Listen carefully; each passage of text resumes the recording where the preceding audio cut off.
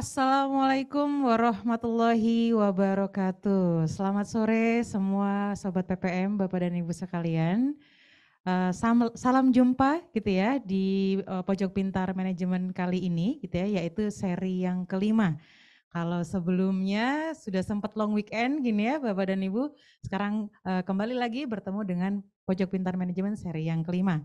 Dalam judul acara, Power Up Your Coaching Skill as a Leader. Wah, boleh minta aplausnya nih Bapak dan Ibu yang ada di Zoom secara virtual. Apa kabarnya masing-masing? Semoga sehat selalu ya.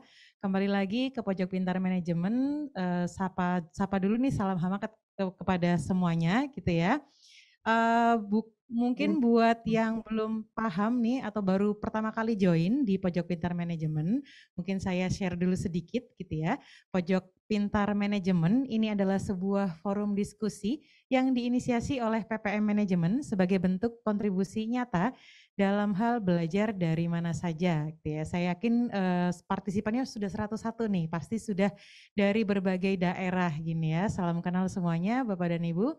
Awalnya diskusi online ini dilakukan untuk mendorong individu dan juga perusahaan agar tetap berkarya di tengah keterbatasan akibat COVID gitu ya. Nah, tapi karena antusiasmenya itu tetap tinggi, maka Pojok Pintar Manajemen ini terus digelar supaya kita para manusia pembelajar ini tetap bisa melakukan sharing session gitu ya. Temanya sore hari ini adalah Power Up Your Coaching Skill as a Leader. Oke, mungkin saya kenalan terlebih dahulu ya. Saya di sini adalah Rahmaisyah Dwi Ristina. Bapak dan Ibu bisa panggil saya Ica gitu ya. Dan tentu saja saya nggak sendiri nih gitu ya hari ini. Hari ini kita akan ada dua orang rekan saya gitu ya, yang pastinya punya pengalaman dan juga punya skill yang luar biasa untuk bisa dilakukan sharing session pada sore hari ini gitu ya. Nah, mungkin sebelum saya memperkenalkan rekan-rekan saya pada sore hari ini, saya akan share dulu nih gitu ya untuk memperkenalkan produk PPM Manajemen nih buat yang mungkin baru kenal PPM atau mungkin hanya baru tahu satu layanannya gitu ya. Jadi sebenarnya PPM ini punya jasa layanan apa saja? Yang pertama, PPM punya jasa terkait dengan program pengembangan eksekutif. Lalu juga punya program pelatihan sertifikasi, pembelajaran Inggris, riset dan konsultasi, asesmen SDM, dan juga sekolah tinggi manajemen. Jadi itu tadi jasa-jasa layanan PPM Manajemen gitu ya, Bapak dan Ibu, kami merupakan solusi manajemen terintegrasi. Nah, oke, sebelum masuk lagi, supaya sama-sama enak dan suasananya kondusif nih pada sharing session sore ini, saya akan bacakan aturan mainnya terlebih dahulu ya, Bapak dan Ibu. Jadi aturan mainnya yang pertama akan ada sesi pemaparan materi gitu ya. Selama pemaparan materi nanti semua partisipan harapannya di mute gitu ya Bapak dan Ibu supaya nggak bocor nih suaranya gitu ya. Dan supaya tetap kondusif gitu ya. Harapannya nanti selama diskusi partisipan atau Bapak dan Ibu ini memiliki prinsip positif dan juga kolaboratif gitu ya. Kemudian nanti sesi tanya jawab tentu boleh ya Bapak dan Ibu, boleh nanti raise hand gitu ya. Atau misalnya wah saya harus dikeluarkan dulu nih gitu ya, takut lupa, boleh nanti langsung di chat juga gitu ya. Nanti saya akan bacakan pertanyaan-pertanyaan dari Bapak dan Ibu melalui chat begitu. Nah, kemudian nanti di akhir akan ada sesi untuk pengisian feedback gitu ya. Kami akan menayangkan QR code gitu ya. Nanti kita minta Bapak dan Ibu untuk mengisi sesi feedbacknya. Nah, adapun nanti materi dari pembicara akan Bapak Ibu dapatkan setelah mengisi sesi feedback gitu ya. Mohon diisi gitu ya Bapak dan Ibu supaya kita bisa terus melakukan perbaikan untuk kedepannya. Oke, nah mungkin sudah nggak sabar nih ya gitu ya. Saya akan perkenalkan rekan-rekan saya pada sore hari ini. Yang pertama ada Bapak Daniel David Parsaoran gitu ya, STMM dan juga CAC. Beliau ini adalah Kepala Divisi Teknologi dan juga Sistem Informasi PPM Manajemen gitu ya. Beliau pendidikannya lulusan dari Magister Manajemen di Sekolah Tinggi Manajemen, pengalaman secara profesional selain menjadi kepala divisi IT gitu ya. Sebelumnya beliau juga menjadi staf profesional untuk bidang keahlian di manajemen operasi gitu ya. Sebelumnya lagi beliau juga menjadi kepala divisi dari publikasi dan seminar. Nah, untuk sertifikasinya juga banyak gitu ya, jadi sangat luar biasa sekali. Beliau ini merupakan certified untuk bidang organization development profesional, kemudian juga ternyata certified associate coach gitu ya dari Malaysia, dan juga professional certified in designing and facilitating experiential learning. Wah, panjang banget nih dari STADA, Singapore Training and Development Association. Oke, nggak sabar nih ya, langsung saja kita sapa sore hari ini dengan Pak Daniel David Parsauran. Selamat sore, Halo Pak sore, Daniel. Mbak Ica. Panggilannya Pak David ya, ini biasanya David, saya David dong biasanya Mbak Ica. manggilnya. Iya. Oke, Pak David sehat hari ini? Puji Tuhan sehat. Alhamdulillah, Gimana Mbak Ica? merah-merah Kabarnya sehat, sehat juga? merah-merah batik naga nih ya. Oh iya dong. Oke, baik. Nah, ini adalah pembicara kita yang pertama gitu ya. Berhubung juga pengalaman profesional dan juga sertifikasinya juga sudah ambil coach gitu ya. Nanti sama-sama kita akan dengarkan sharing session dengan dari Pak Daniel gitu ya. Gimana sih pengalaman-pengalaman beliau ini dalam melakukan coaching gitu ya kepada para timnya gitu ya. Apa namanya, kesulitannya gimana, dinamikanya kayak gimana gitu ya. Oke. Nah, selanjutnya untuk pembicara yang kedua gitu ya. Pembicara yang kedua ini jauh nih gitu ya. Kalau saya dan Pak David ini kita live Bapak dan Ibu live dari lantai 5 studio di PPM. Kalau pembicara kita yang satu ini dari Jawa Timur gitu ya, tepatnya dari Surabaya, yaitu dengan Ibu Wiwi Erli, MM, CFP, PCC. Beliau adalah ICF Professional Certified Coach di Aksi Coaching Training ya. Untuk pengalaman profesionalnya mulai berkarirnya 10 tahun di perusahaan multinasional Jepang gitu ya. Awalnya bergeraknya di bidang organic frozen food gitu ya. Departemen yang dipegang waktu itu lebih ke finance, accounting gitu ya, dan juga tax, dan sudah di level eksekutif gitu ya. Nah, itu 10 tahun di situ gitu ya. Kemudian sekarang mencoba untuk tantangan baru gitu ya, mencoba untuk tantangan baru 5 tahun terakhir ini berkecimpung di Departemen HR gitu ya, orientasinya kepada sumber daya manusia, kemudian juga saat ini itu fokus untuk memulai karir barunya gitu ya sebagai professional coach gitu ya, professional mentor, coach dan trainer dengan jam terbang lebih dari 1.500 jam, luar biasa sekali nih 1.500. Ini kayak biskuit ya, berapa lapis? Ini ribuan gitu ya, Ratusan, bukan ini ribuan ratusan ya. lagi Iya, ya. iya. Oke, beliau sertifikasinya juga merupakan professional certified coach gitu ya dari International Coach Federation gitu. Kita langsung sapa saja dengan Ibu Wiwi Erli. Oke, selamat sore Bu Wiwi. Assalamualaikum warahmatullahi wabarakatuh. Waalaikumsalam warahmatullahi wabarakatuh. Alhamdulillah Selamat sehat sore, Bu Mbak Ica. Wiwi. Alhamdulillah, Mas, sehat. Halo teman-teman Oke, semua. ya suasana atau cuaca di sana gimana Bu? Masih panas? Surabaya biasanya panas ya Bu? Iya, cerah dan panas ya. Oke, baik. Yang penting hati tetap adem dan sejuk ya Bu. Iya, itu penting itu, Mbak. Oke, oke, baik. Nah, Bapak dan Ibu, ini kita sudah kenalan nih gitu ya. Saya sudah memperkenalkan diri, kemudian dua pembicara kita juga sudah hadir di sini dan sudah berkenalan gitu ya. Kita akan mulai dengan sharing session pada hari ini gitu ya. Nah, sharing sessionnya ini nanti kita akan talk show begitu ya. Nanti saya akan melakukan tanya jawab kepada dua pembicara kita. Nanti kalau Bapak dan Ibu mau bertanya bisa langsung ketik di chat begitu ya. Nah, oke. Judul kita hari ini adalah Power Up Your coaching skill gitu ya, as a leader gitu ya. Nah, Bu Wiwi dan Pak David, mungkin tentu saja kita ketahui gitu ya, kenapa sih kita perlu meningkatkan coaching skill kita gitu ya sebagai leader. Karena tentu untuk menjawab tantangan saat ini Yes, begitu betul. ya.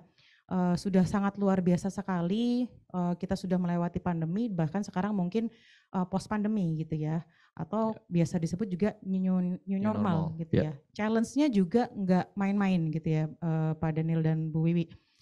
Kalau dulu mungkin sering terkenal dengan VUCA gitu ya, volatile, uncertain gitu ya, kompleks dan juga ambiguous gitu ya. Sekarang ada lagi nih gitu ya Wah, apa tuh? istilahnya. Ada lagi yang baru ya? Ada lagi istilahnya sekarang sudah berubah menjadi BANI gitu ya. Bukan kelinci ya Pak David ya. Bani. Apa BANI, tuh Bu? BANI Bani. itu singkatan yang pertama dari brittle gitu ya. Brittle ini pengganti dari kata volatile tadi gitu ya. Yaitu dia deskripsinya adalah suatu kondisi gitu ya yang terlihat stabil di permukaan. Tapi sebenarnya rapuh dan mudah hancur nih gitu ya kalau memang nggak bisa diantisipasi gitu ya. Jadi kelihatannya stabil tapi bisa jadi rapuh gitu ya. Nah, kalau secara teori kondisi brittle ini ada 2 faktor gitu ya yang bisa menyebabkannya. Yang pertama kurang empati gitu ya, perusahaan gitu ya, dan juga keterampilan dalam faktor-faktor rapuh di dunia bisnis gitu ya. Nah, jadi memang karena semuanya tuh saling terhubung ya sekarang gitu ya, konsekuensinya jadi lebih besar gitu ya, bisa jadi satu bisnis kemudian mempengaruhi bisnis yang lain gitu ya. Jadi memang sangat penting untuk menerapkan struktur yang telah didistribusikan dengan baik gitu ya. Nah itu yang yang pertama nih gitu ya Bang David. Ya. Kerasa nggak nih sebenarnya? Ya, kerasa banget nih. Kelihatannya di luarnya adem tapi di dalamnya rapuh Iya yang mudah betul betul retak betul gitu ya. betul. Nggak cuman hati nih ternyata yang rapuh ya atau Betul, gampang betul. galau. Ternyata di kondisi saat ini di organisasi juga seperti itu. Banyak organisasi yang rapuh gitu ya. Kemudian yang kedua itu adalah anxiety gitu ya atau anxious. Jadi ini timbulnya ketakutan nih gitu ya bahwa segala sesuatu bersifat tidak pasti dan juga bisa lepas kapan saja gitu ya. Kemunculan pandemi Covid gitu misalnya, sistem politik, apalagi sekarang mau Ya, 2024 ya, tahun politik nih. Ya. betul makin mungkin akan banyak goncangan gitu ya, ekonominya nggak pasti gitu ya, dan itu mengakibatkan kecemasan gitu ya dan juga ketakutan di tengah masyarakat gitu ya. Nah dari anxiety ini biasanya membuat seseorang gitu ya cenderung melarikan diri nih gitu ya dari tanggung jawab saat terjadi masalah. Jadi menyelamatkan diri masing-masing gitu ya. Nah, jadi kecemasan ini juga mempengaruhi nanti pengambilan keputusan ataupun performance-nya mungkin ya di dalam organisasi. Kemudian N gitu ya, non-linear gitu ya. Ini sesuatu yang sifatnya kompleks dan juga seringkali seseorang mengambil keputusan ini terlepas daripada hasil akhirnya bagaimana gitu ya. Kemudian yang terakhir adalah incomprehensible gitu ya. Ini adalah konsekuensi gitu ya. Jadinya sulit dipahami nih karena rapuh, kemudian sifatnya khawatir gitu ya, nggak pasti, akhirnya sulit dipahami kondisi-kondisinya seperti apa. Nah, yang dirasakan sendiri dari Pak David mungkin kondisi saat ini dari yang tadi Bani itu sendiri seperti apa Pak yang dirasakan? Ya, ini kerasa banget ya saat ini ya Mbak ya, apalagi di post pandemi seperti ini ya, di mana memang kami di tim juga ya, di teman-teman ya, kalau melakukan suatu proyek tuh mungkin terlihat oke aja gitu ya, tapi tiba-tiba kok banyak yang berguguran, maksudnya izin sakit Pak, izin cuti misalnya gitu. Nah, itu kan salah satu Iya tanda iya tuh iya ya, iya salah satu iya tanda iya. sebenarnya udah terjadi mungkin breakdown misalnya gitu ya. Oke oke Dan oke. seperti itu sih. Iya Jadi iya kalau kita iya. lihat juga sekarang kan juga semakin harus serba cepat gitu ya, serba Mhm. responsif. Nah, seperti itu sih Mbak Ica yang saya juga rasakan di tim. Iya iya iya. Mungkin nggak ngeluh ya, ada yang nggak ngeluh Nggak tapi ngeluh, tiba-tiba cuti ditahan sakit. ya kan, tapi tiba-tiba sakit gitu. Kemarin baik-baik Oke. aja kelihatan masuk gitu Heeh kan. heeh. Iya Nah, itu iya sih iya iya. sebenarnya yang Oke, iya, jadi. ya emang gitu sih gitu ya. Kalau dari Bu Wiwi ada tanggapan Bu? Mungkin kondisi saat ini situasinya. Ya, ini kayaknya memang yang Bani ini menjadi semakin komplit ya, seolah-olah luarnya bagus gitu ya, nggak ada masalah tapi dalam hatinya rapuh, di dalamnya itu rapuh. Nah, nanti akan sangat relate sekali, kalau kalau nanti Bapak Ibu semua bisa belajar coaching, akan nanti bisa align nih Mbak, antara yang dipikirkan, yang dirasakan, dan yang akan dilakukan. Jadi no galau lagi lah, cemas-cemas akan hilang tuh kayaknya. Gitu ya Pak David ya? Iya betul banget Bu Wiwi, setuju saya. Oke oke oke. Tuh. Iya iya iya iya. Nah, tentu challenge yang seperti ini tetap perusahaan pasti optimis dan tetap berupaya gitu ya, mempunyai harapan untuk bisa menjadi high performance gitu ya, high performance gitu ya. Jadi kalau kita bicara mengenai perusahaan terkait dengan high performance, boleh next slide. Nah, perusahaan tentu meskipun dengan situasi yang bermacam-macam gitu ya, tentu harapannya tetap bisa high perform gitu ya Setuju. Bang Pasti David kita gitu. dituntut KPI juga harus Iya, tercapai jadi kan? nggak peduli tuh mau saya mau apa, kayaknya nggak pernah turun ya Bang Enggak KPI ya. pernah. Malah naik terus ya. Iya naik terus even berapa Betul, persen pun tapi rasanya namanya KPI target jarang gitu ya betul. diturunkan gitu ya. Nah jadi memang meskipun situasinya seperti ini pasti organisasi tetap berusaha untuk high performance gitu ya. Nah cuman kita perlu paham juga nih bahwa kalau bicara mengenai high perform organization itu nggak bisa lepas dari individunya terlebih dahulu gitu kan ya. Iya, pasti. Dari Setuju. high perform employee gitu ya, dari individunya itu sendiri seperti apa, nanti kemudian kalau karena high performance employee itu akan menularkan nih ya gitu ya, menularkan kepada timnya gitu ya, dari itu kesemangatan ataupun misalnya pengetahuan yang dimiliki. Yes. Sehingga dari situ kemudian bisa menjadi untuk high performance team gitu ya. Nah itu yang akan nanti mendongkrak daripada high performance si organization itu sendiri. Nah kemudian ini nggak mungkin nih si employee ini sendirian gitu kan ya. Betul. Dan tiba-tiba jadi sebuah tim yang punya high performance gitu ya. Tentu ada peran leader begitu ya, yang bisa memicu atau mengembangkan para employee-nya atau para apa namanya timnya begitu ya. Nah jadi nggak bisa lepas juga dari peran leader gitu ya. Nah leader sendiri ini peran-perannya pertama role model ya tentu ya Bang ya Ya. gitu ya. Gimana harusnya leader bisa menjadi role model gitu ya dari segi apapun gitu ya.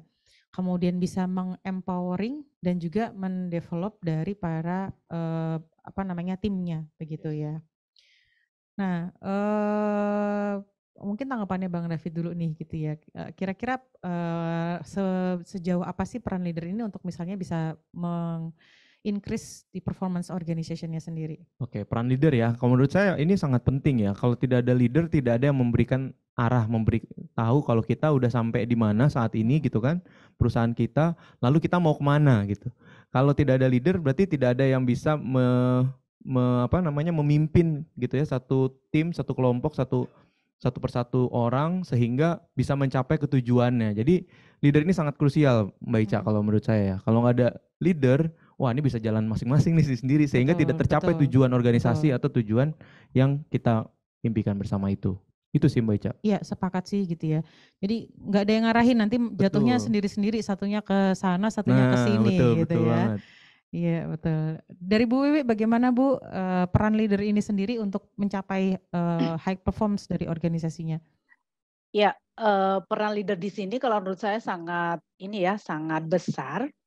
Jadi leader itu nanti kalau dari saya itu gini, high performance employee itu berasal dari diri employee sendiri yang sudah clear gitu ya Mbak, memberikan sebuah makna pada dirinya bekerja itu untuk apa, berkarir untuk apa gitu ya, tujuannya apa gitu kan. Selain itu juga bagaimana nih pada saat berkarir si employee itu menyadari bahwa karirnya ini enggak hanya yang gitu-gitu aja gitu ya.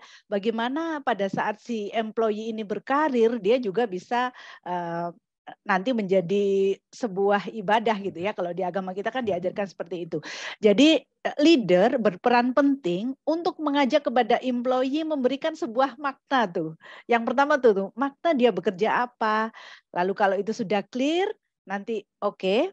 Jadi next step-nya adalah ada target yang harus dikerjakan, ada KPI yang mesti dicapai. Nah, pada saat si employee mendapatkan makna, tidak hanya nanti akan mendapatkan sebuah gaji atau tunjangan-tunjangan yang lain, tapi jauh melampaui itu, maka si employee ini akan menjadi apa tuh?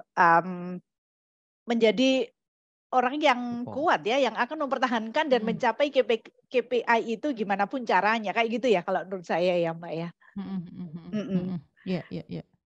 Iya, iya betul sekali. Jadi sebuah makna ya, kalau tadi Bang David bilangnya arah gitu ya, ini juga makna gitu ya. Sehingga ketika misalnya ada challenge atau ada kendala gitu ya, nggak langsung patah gitu ya Bu Wiwi dan Pak David gitu ya. Betul. Betul. Nah itu memang yang mungkin perlu diresapin dulu nih oleh leader gitu ya, bahwa dirinya itu jadi role model gitu ya, yang Yes, kemudian meng-empowering, memberikan arah, memberikan makna dan juga mengembangkan Mengembangkan, bawahannya betul, gitu ya. harus mengembangkan. ya. Betul, Dan betul, mesti apalagi dimulai dari diri leader itu sendiri, Mbak.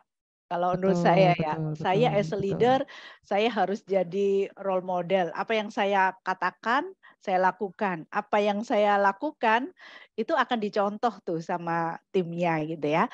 Dan Mhm dimulai dari mhm. sana tuh. Jadi kalau sepengetahuan saya, leader itu akan dicek sama timnya perilakunya menginspirasi enggak gitu? Apa hanya omong doang kan gitu ya. Jadi Iya iya iya pastikan iya. kalau Bapak Ibu di sini ada leader, confirm dulu ke diri. Apakah saya sudah jadi role model? Apakah saya sudah empowering? Apakah saya sudah berusaha mendeveloping diri saya sendiri sebelum saya mendeveloping tim saya? Itu mungkin pertanyaan ya. Iya iya iya. Baik, sebagai bahan refleksi Iya, begitu self ya. Iya, check ya buat diri Heeh, sendiri. betul betul self check karena kita dinilai sama bawahan kita melalui WhatsApp grup yang lain ya biasanya ya Iya, betul. nilainya. Oke, betul betul gitu ya. Jadi itu self checking dan kita harusnya sih nggak berpuas diri gitu ya. Oh saya sudah pernah jadi, misalnya saya udah pernah jadi manajer ini sekian tahun, saya sudah pernah menjadi atau menjabat ini sekian tahun gitu ya. Karena pasti iya, challenge-nya beda-beda ya, Bang David. Kayak Bang Betul, David ini betul banget. kepala divisi di publikasi, pasti challenge-nya beda dengan juga menjadi kepala divisi yang saat ini gitu Iya. ya. Oke oke oke. Eee, nah kemudian, kan ini Bapak dan Ibu kita sama-sama pahami dulu gitu ya. Tadi peran leader untuk bisa meningkatkan performance organization. Boleh next slide? Nah, sebenarnya kalau bicara tadi kan leader perannya menjadi role model, kemudian empowering dan juga developing nih gitu ya. Kalau bicara mengenai developing sebenarnya macam-macamnya banyak gitu ya, atau toolsnya bisa tekniknya bisa bermacam-macam gitu ya. Yang kita bahas di sini adalah coaching gitu ya, Bapak dan Ibu, karena coaching juga menjadi salah satu yang hangat gitu ya untuk dilakukan dan juga ditingkatkan terus nih pada para leader gitu ya. Nah, mungkin sebelum kita ngebahas lebih lanjut terkait dengan coaching gitu ya, banyak juga yang masih bingung nih gitu ya, atau agak nggak paham gitu ya, bedanya apa sih gitu ya dengan ing-ing yang lain nih, karena banyak banget ing-ing yang lain, training, mentoring gitu ya, Consulting, ya. consulting, atau ada juga terapi gitu ya. Nah, kalau di sini Bapak dan Ibu mungkin bisa dilihat gitu ya, bahwa kalau bicara mengenai coaching, biasanya coaching itu prosesnya kolaboratif gitu ya.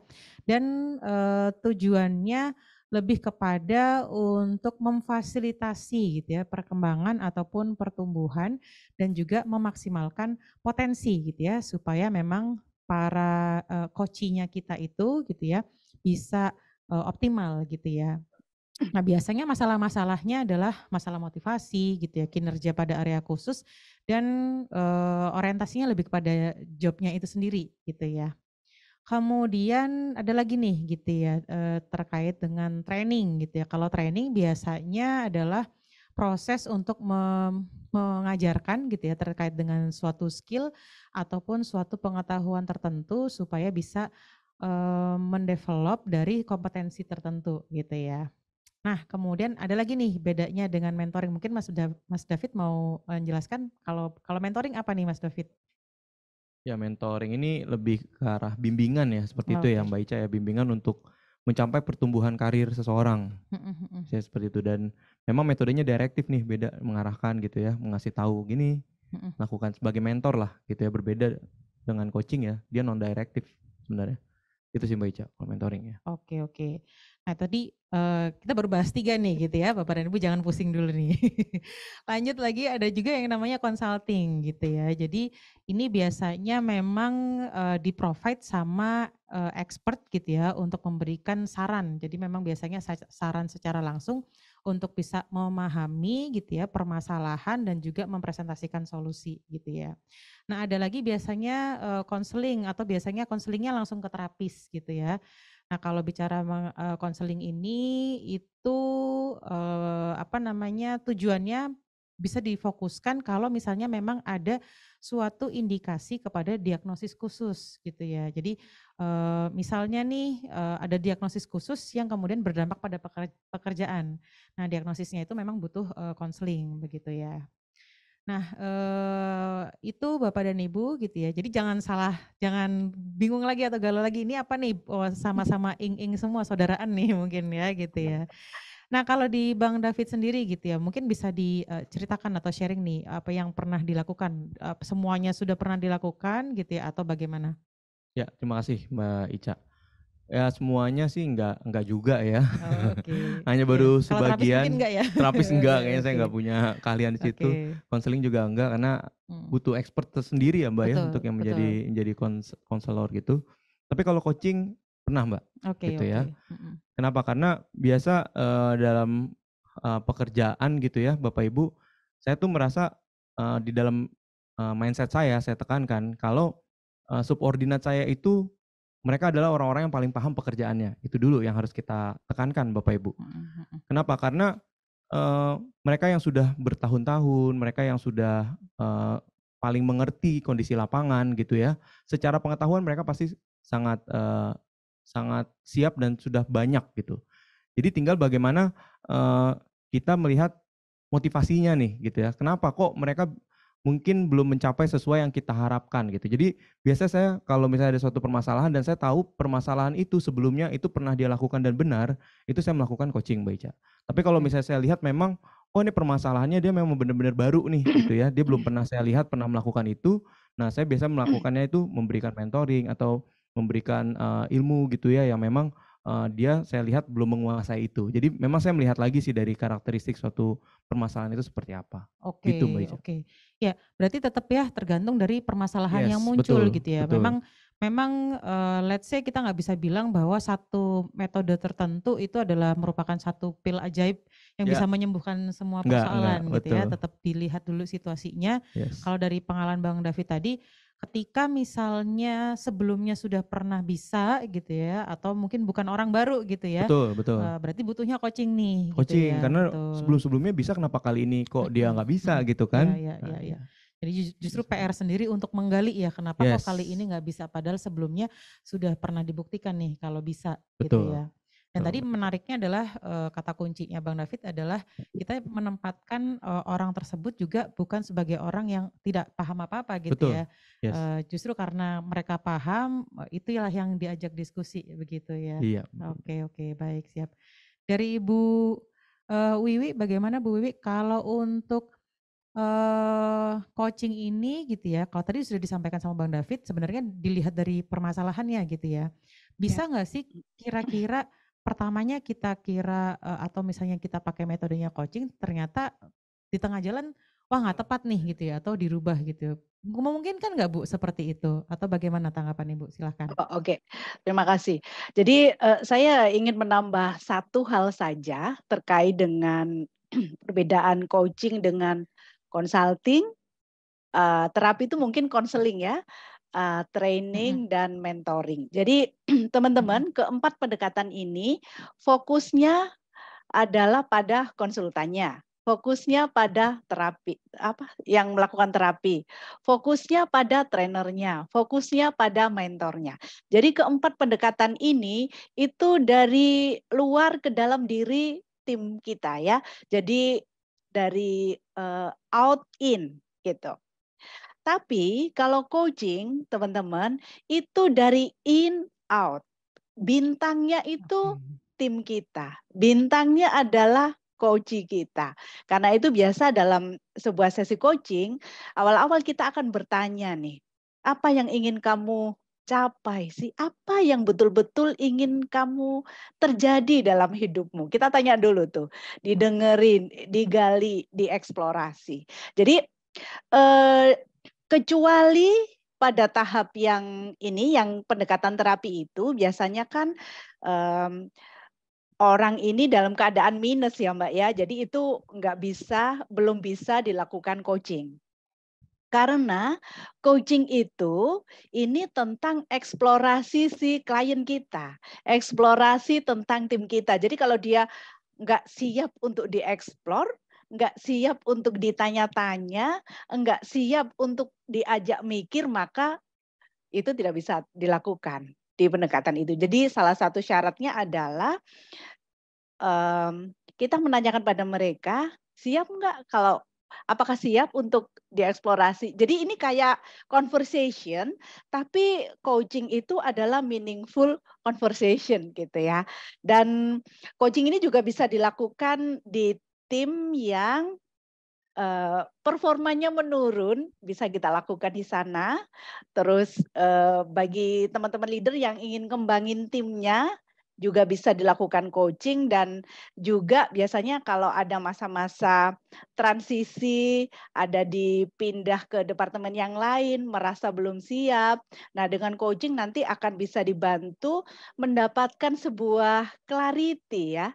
Jadi kayak kejelasan, oke, yes saya bertekad mau titik-titik-titik gitu. Jadi kayak sebuah kepastian tentang langkah apa nih yang ingin saya capai.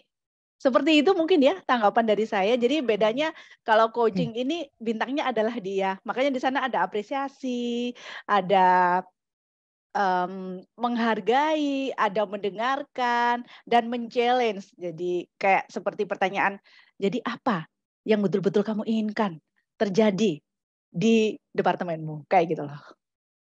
Oke, oke, oke. Baik, baik, Bu. Jadi kalau coaching itu bintangnya di coachee-nya ya atau orang yang Mhm, dilakukan coaching ini gitu ya. mhm, mhm. Kalau training mungkin trainernya atau kalau mentor mentornya nih yang lebih direktif gitu ya untuk memberikan mengajarkan atau misalnya memberikan masukan gitu ya. Kalau kalau coaching si bintangnya adalah si coachee-nya.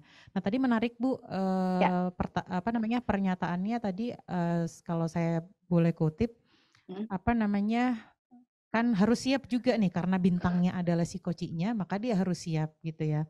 iya, Kesiapannya kesiapan dieksplorasi ya Bu tadi, iya. kesiapan ini itu sebenarnya, apakah ditanyakan langsung gitu Bu, gitu ya? Ataukah, lewat cara observasi gitu dari coaching-nya ini, atau bagaimana ya Bu, untuk tahu bahwa nih bisa nih di-coaching gitu atau misalnya, "Oh ini belum belum siap nih di-coaching." Gimana Bu? Oke. Jadi, salah satu ini ya, salah satu tips yang mungkin saya bisa bagikan di sini, eee, bisa bisa dijelaskan dulu teman-teman coaching itu apa. Jadi coaching ini memang sebuah conversation, sebuah percakapan, tapi di dalam sebuah percakapan dan di sana ada waktunya misal 30 menit dan di situ kita sepakati goals-nya. Makanya nanti kita akan bahas ya Mbak ya dengan, model percakapan yang grow itu. Jadi percakapannya itu enggak hanya sekedar apa tuh kalau bisa dibilang CH-CHT atau curhat-curhatan, tapi curhat yang terarah yang nanti, si coachee kita ini akan diberikan sebuah pertanyaan yang mengeksplor diri coachee ini untuk mencapai tujuannya. Nanti mungkin kita bisa bahas lebih dalam tuh di, model percakapannya. Oke, baik. Ya, jadi nanti kita akan bahas lebih lanjut untuk, eee, salah satu teknik-tekniknya gitu ya. Iya, Tapi yang iya. jelas bahwa tadi ya, star-nya adalah si coachee ini sendiri gitu ya, karena nanti dia yang akan dieksplorasi gitu ya. Kalau tadi kata Bang David, dia yang paling tahu nih gitu ya, permasalahannya apa, sudah bekerja lama bertahun-tahun gitu ya. Jadi begitu ya Bapak dan Ibu, perbedaan nih gitu ya antara coaching, training, mentoring, consulting gitu ya, ataupun juga konseling gitu ya. Punya, masing-masing tujuannya tetap untuk mengembangkan gitu ya, nanti tergantung dengan, permasalahannya masing-masing gitu ya di lapangan seperti apa. Oke, next. Nah, tadi sudah sempat saya sampaikan bahwa salah satu cara untuk pengembangan adalah si coaching itu sendiri gitu ya. Dan coaching ini, salah satu yang cukup populer gitu ya atau paling populer, yang dilakukan nih oleh para leader gitu ya. Nah kalau bicara mengenai coaching tadi sudah sempat dijelaskan ya perbedaan gitu ya. Sekarang kita akan coba lihat, atau mempelajari lebih lanjut nih terkait dengan coachingnya itu sendiri. Tadi sudah sempat dijelaskan gitu ya, sebenarnya coaching ini adalah komunikasinya dua arah gitu ya, karena kolaboratif gitu ya, dan ini adalah untuk membantu, orang gitu ya atau bawahan kita untuk bisa menggapai level yang lebih tinggi lagi gitu ya, dengan membuat suatu dialog gitu ya, Betul, atau tadi bukan sekedar curhat gitu ya, tapi percakapan yang 2 terarah arah. gitu ya. Jadi dialog yang terarah untuk supaya, si coach ini punya kesadaran gitu ya, kesadaran atau, let's say misalnya aha moment gitu ya Bang David ya. Aha momennya seperti apa yang juga bisa me-leading dari coach ini untuk mengambil sebuah aksi atau tindakan nyata gitu ya.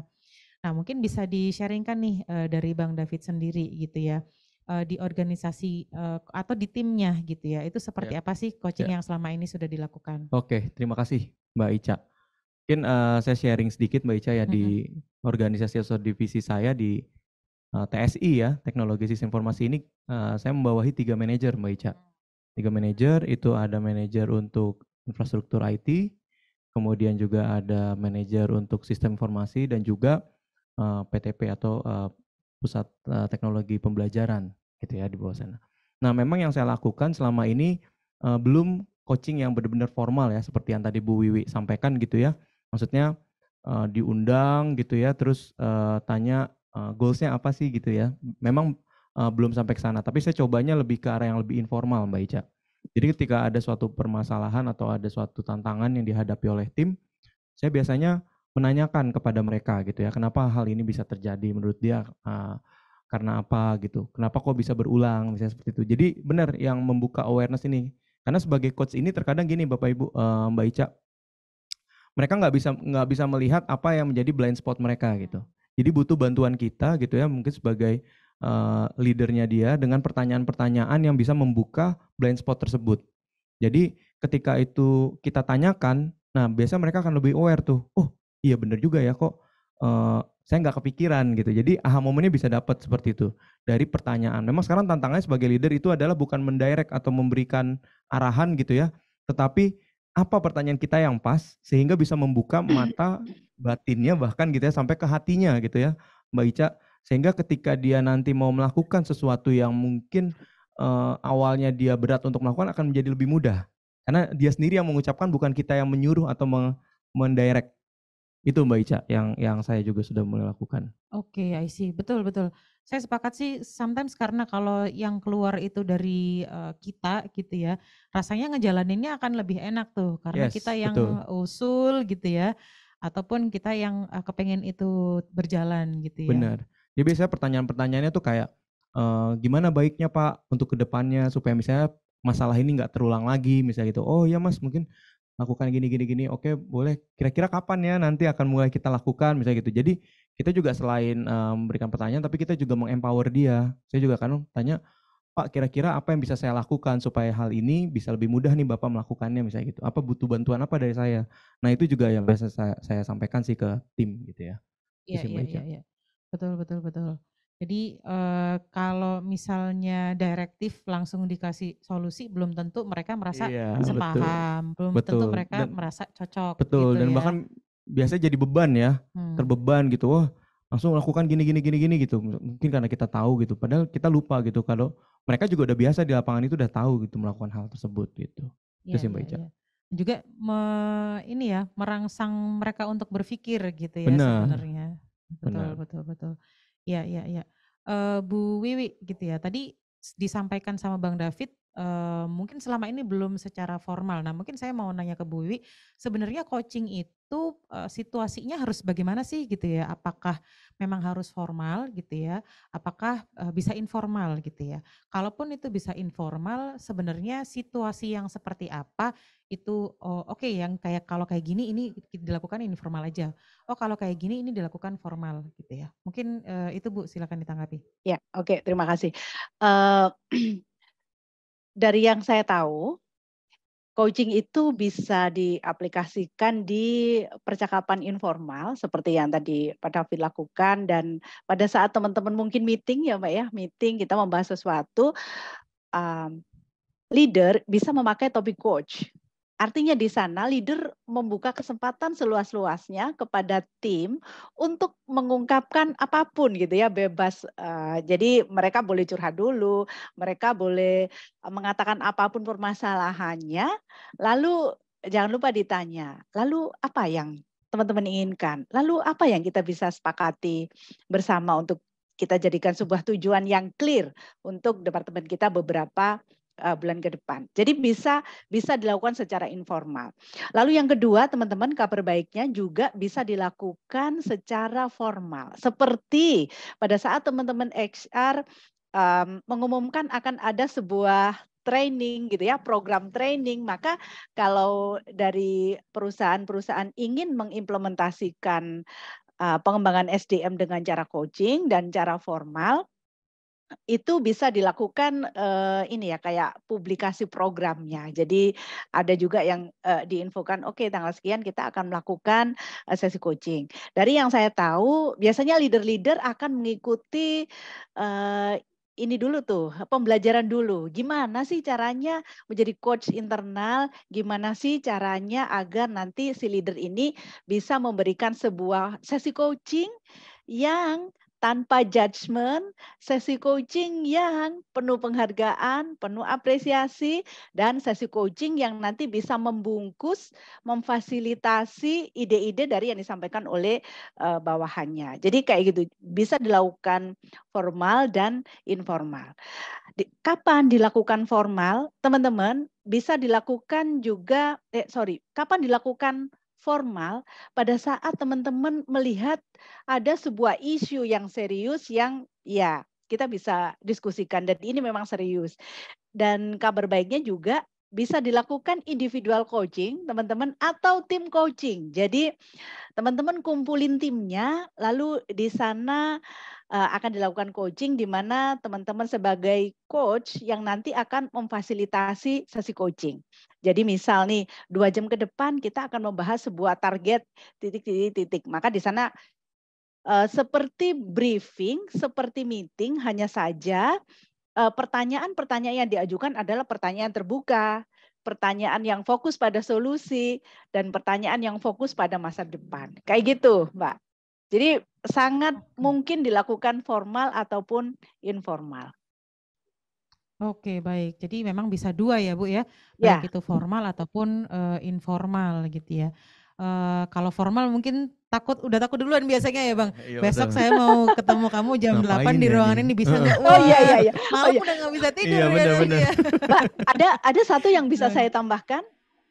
Oke, Terima kasih Mbak, tadi gimana udah silakan Bu. diingetin tuh. Jadi gini, teman-teman ada banyak mitos yang mungkin kita dengar di beberapa organisasi atau di beberapa perusahaan bahwa kalau di coaching kamu pasti dimarahi deh sama bosmu, sama leadermu. Kalau di coaching kamu pasti dikeramasin gitu ya pada pasti dikeramasin tuh Mitos ya Bu, sama itu ya. itu mitos. Nah, maka dari itu leadernya mesti belajar dulu gimana nge-coach yang itu bisa shifting mindset mereka bahwa coaching itu menyenangkan, coaching itu memang untuk saya gitu, untuk timnya bilang, ya kalau saya di coaching Pak David misalnya, oke berarti Pak David peduli sama saya dan saya akan serius dalam session ini.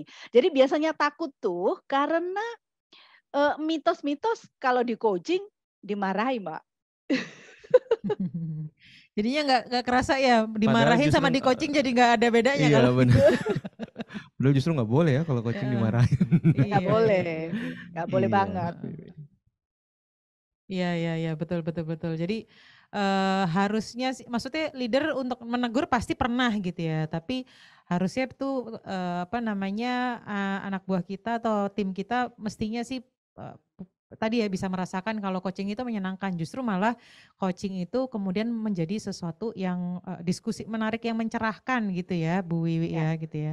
ya. Karena kan kalau kita bicara mengenai coaching tadi lebih banyak mengajukan pertanyaan gitu ya, lebih banyak mengajukan pertanyaan dan sehingga memfasilitasi tim kita ini untuk memecahkan masalahnya sendiri gitu ya. Ya, Jadi benar. harusnya sih nggak dimarahin ya, karena harusnya nggak ada arahan, nggak ada saran Harusnya, gitu ya kalau betul. ngomongin Nah, coaching gitu ya. itu kalau di sesi yang formal. Tapi teman-teman, Mm-mm. kalau teman-teman mengimplementasikan coaching ini di sesi informal, pada saat sudah kita eksplorasi masalahnya apa, keluhannya Mhm. mereka apa. Teman-teman bisa mengambil alih ya, karena teman-teman as a leader dan teman-teman yang paling bertanggung jawab di departemen itu. Jadi, di sana bisa di-combine setelah sesi coaching, ada mentoring ya, ada mentoring lalu teman-teman tetap bertanggung jawab terhadap keputusan itu bersama-sama. Karena pada saat teman-teman bertanggung jawab bersama-sama, bersama tim, maka teman-teman menginspire tim teman-teman dan teman-teman dikatakan bisa dijadikan role model di sana, Mbak. Gitu. Oke, baik baik. Jadi bisa di-combine ya, bukan cuman Mhm. kombinasi, atau misalnya dilakukan formal informal, tapi juga bisa di-combine gitu ya. Bisa di-combine, apa namanya, antara coaching dan juga misalnya mentoring gitu ya. Ya. Jadi bisa jadi, apa namanya, langsung switch gitu ya. Oh yang ini, oke sudah diajukan pertanyaan, sudah bisa mencoba untuk, apa namanya, terinspirasi gitu ya ataupun misalnya mengeluarkan nih kira-kira permasalahannya apa, nanti kemudian bisa jadi combine dengan mentoring dan sebagainya gitu ya Bu ya. Ya. Oke baik, mantap nih gitu ya, insight-insight-nya. Mungkin kita, next slide dulu silahkan.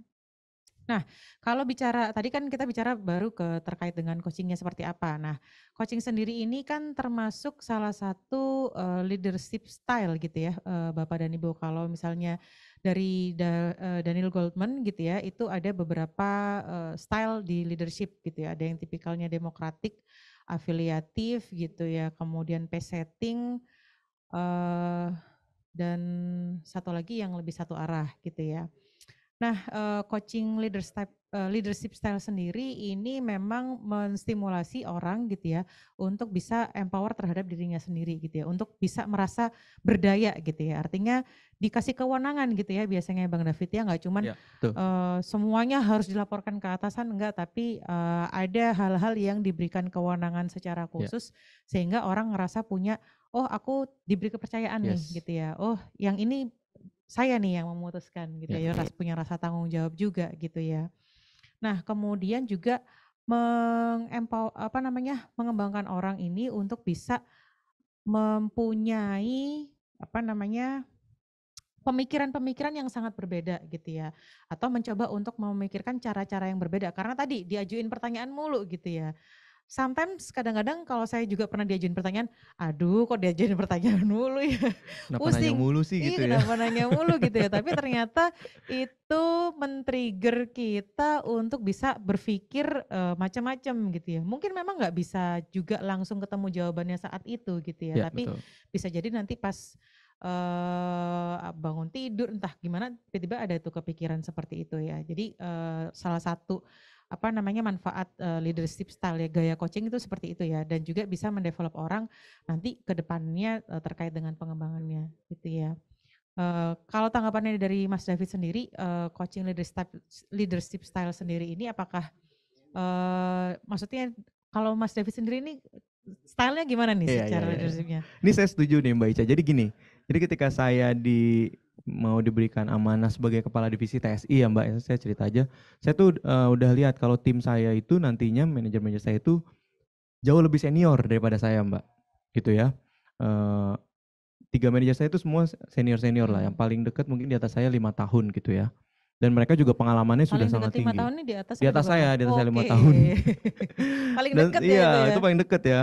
Nah, saya cari dong apa, referensi ya, ini gimana ya cara mengelola, subordinate tapi dengan usia yang jauh lebih tinggi di atas Mhm kita gitu. Nah, mhm. salah satu jawabannya itu dengan menggunakan coaching style ini Mbak Ica. Jadi dengan Oke. menggunakan coaching ini, saya coba terapkan tuh. Kenapa? Karena mereka tadi ya saya sampaikan ya, jangan sampai mereka, merasa, "Wah ini orang, baru udah lebih muda, sok tahu nih," gitu. Nah, saya nggak mau seperti itu. Jadi saya mau melibatkan mereka sebagai rekan kerja, di mana mereka memang yang tadi sudah saya sampaikan, mereka sudah berpengalaman di Mhm. situ. Saya mau menggerakkan mereka gitu ya dengan cara menggunakan teknik coaching ini. Dan saya praktekkan ternyata ini cukup dan bahkan sangat ini ya, sangat efektif ya, membuat membuat tim saya ini juga semakin aware, semakin, mau bergerak gitu ya, semakin mau lebih memberikan karena ya itu tadi yang saya sampaikan, yang mereka lakukan itu ya apa yang mereka omongkan gitu kan, apa yang mereka jawab gitu, apa yang mereka sudah komitkan. Nah, jadi ya memang di akhir saya akan tanyakan juga seberapa komit sih dengan apa yang mereka jawab tadi gitu ya. Seberapa komitmennya? Iya, saya akan berkomitmen tinggi, Pak, gitu ya. Mas, biasanya saya panggil atau Bang biasanya. Nah, saya tentu akan dengan sangat aware juga. Ya saya juga harus mendorong mereka, selain mendorong saya juga harus memberikan ini saya juga dong, support kan. Nah, jadi dengan coaching ini juga saya memberikan support apa yang bisa saya bantu gitu. Ini juga salah satu teknik supaya mereka tidak merasa sendirian gitu ya, Betul, betul. menjalankan pekerjaan mereka ini sehari-hari, tapi mereka tahu ada orang lain di luar sana gitu yang aware dan juga mau membantu supaya pekerjaan mereka lebih mudah dijalankan. Jadi saya memang menggunakan salah satu style leadership-nya ini yang coaching ini, Mbak Ica. Oke, iya betul. Terutama kalau emang dinamikanya seperti itu ya, misalnya ada Yes. yang lebih senior, pasti datang-datang pas jadi gitu ya misalnya. Ya. Emang kamu tahu apa Iya, gitu ya, betul, biasanya tahu. seperti itu ya. Iya, sebagai latar belakang saya tadi emang sarjana teknik, Mbak Ica, tapi bukan teknik informatika. Iya, Teknik betul. listrik gitu kan, yang tidak ada hubungannya gitu kan dengan dunia IT gitu ya, informatika. Jadi ya kita jadikan mereka sebagai Iya, rekan gitu yang betul, benar-benar betul. sudah ini ya, Iya. expert di situ. Ya, Itu, Mbak. jadi stylenya bukan yang lebih ke mengarahkan atau misalnya langsung ngasih instruksi gitu ya, tapi mencoba untuk berdiskusi dan bertanya kira-kira Yes. ini seperti apa nih kalau misalnya terjadi kendala seperti ini Ya, gitu ya. betul. Oke, Bu Wiwi sendiri gitu ya, tanggapannya kalau bicara mengenai leadership style-nya ini, sebenarnya coaching leadership style sendiri ini, apakah memang lebih menguntungkan gitu ya? Atau misalnya kapan sih style dari leadership ini tuh memang bisa nih dilakukan? Atau dalam kondisi situasi tim yang seperti apa nih, ini lebih cocok untuk dilakukan? Ya, kalau dari pengalaman saya izin cerita sedikit ya. Saya tuh background-nya di corporate finance. Jadi, waktu dulu bekerja itu saya punya satu ruangan saya sendiri dan, saya akan pilih-pilih menemui orang yang akan masuk ke ruangan saya. Dia akan telepon dulu dong, "Bu, saya mau ketemu." Mau apa? Mau bahas apa?" Gitu. Jadi waktu itu saya merasa kayak saya nggak punya waktu, saya mau serius, saya nggak mau diganggu gitu, Mbak. Dan setelah saya belajar coaching, menyadarkan pada saya bahwa, setiap detik yang kita lakukan dalam bekerja itu harusnya menjadi pahala dong gitu ya. Itu sangat merubah mindset saya. Lalu sepulang dari sertifikasi, karena itu ditempuh beberapa hari, 1 minggu gitu ya, saya balik ke kantor, saya mulai membuka diri, dulu saya nggak ramah ya sama orang ya, kalau ketemu sama orang mungkin saya nggak yang terlalu banyak omong gitu ya, kayak gaya-gaya orang finance tuh loh, jutek, jutek gitu loh. Jadi Orang saya finance gitu. jadi saya merasa kayak, saya hanya akan, eee, berdiskusi kepada orang-orang yang memang saya butuh untuk ketemu dan itu, merubah mindset saya setelah belajar coaching. Saya lebih membuka diri, lalu saya menemukan sebuah hal yang, ini ya, bagi saya itu kayak titik balik gitu ya, bahwa, saya menemukan visi baru terhadap, di tempat saya berkarir. Saya nih mau, menciptakan karir yang seperti apa, lalu saya menentukan juga, nanti kalau gaya saya berkomunikasi seperti apa, kayak gitu ya.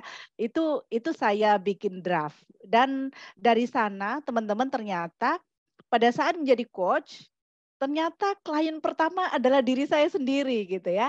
Saya melakukan self Iya, coaching iya. ke diri saya gitu ya, Self talk akhirnya gitu ya Bu, dengan metode coaching ke diri sendiri gitu ya? jadi saya melakukan self coaching dan lama-lama saya bisa menerima ini bener banget ini coaching leadership style, saya bisa loh tanpa saya sadari itu saya mendevelop mereka dengan kesabaran, dengan waktu yang saya alokasikan, dengan komunikasi yang saya perbaiki gitu ya.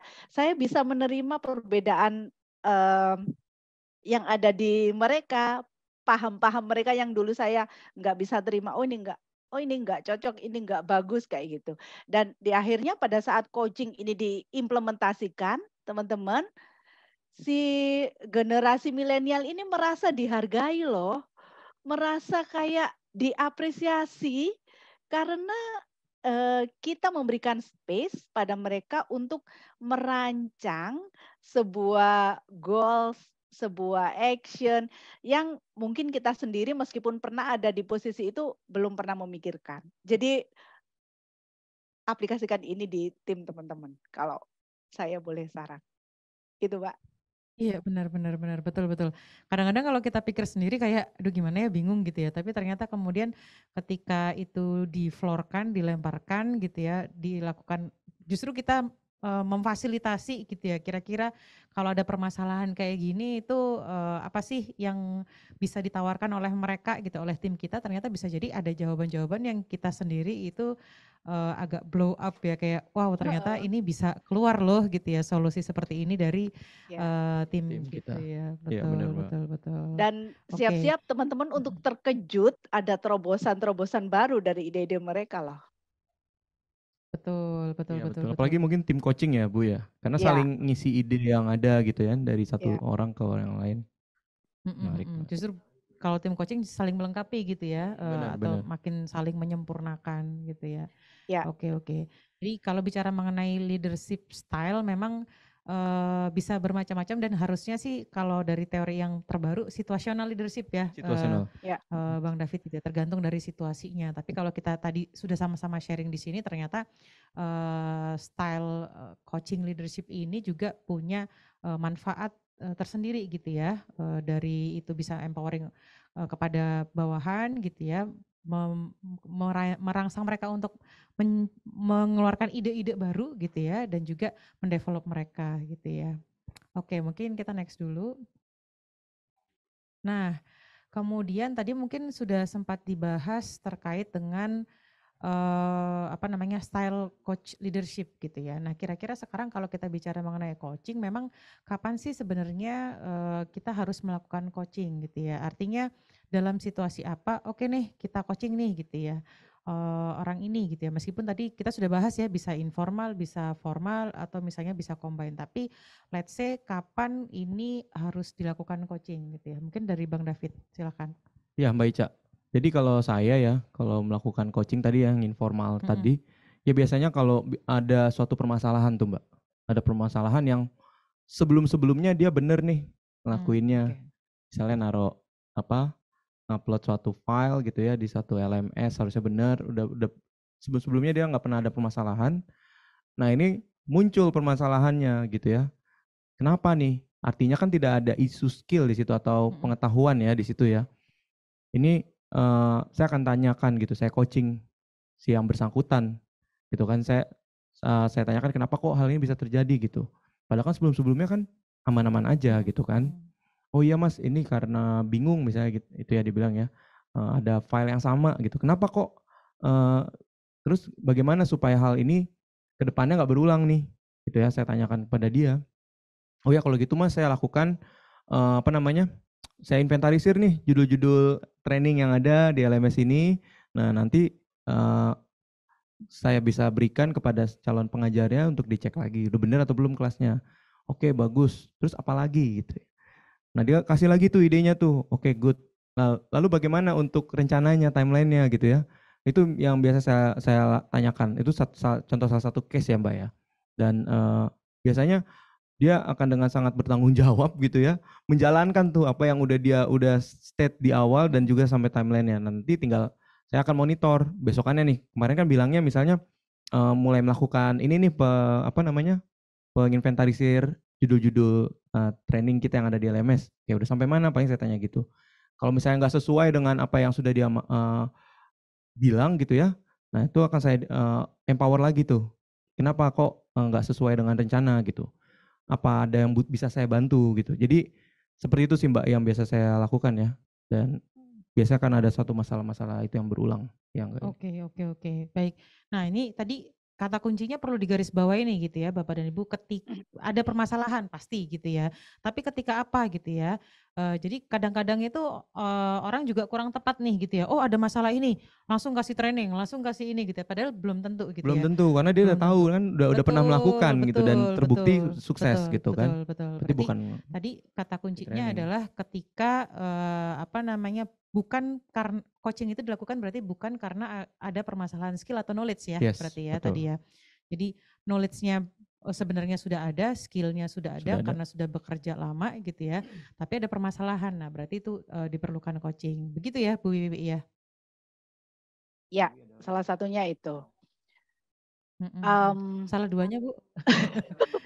Salah duanya saya mau tanya dulu dong sama teman-teman. Teman-teman pernah nggak sih merasa galau gitu? Boleh kasih boleh kasih tanda Oke, Oh, pernah lope-lope kalau banget. galau? boleh boleh.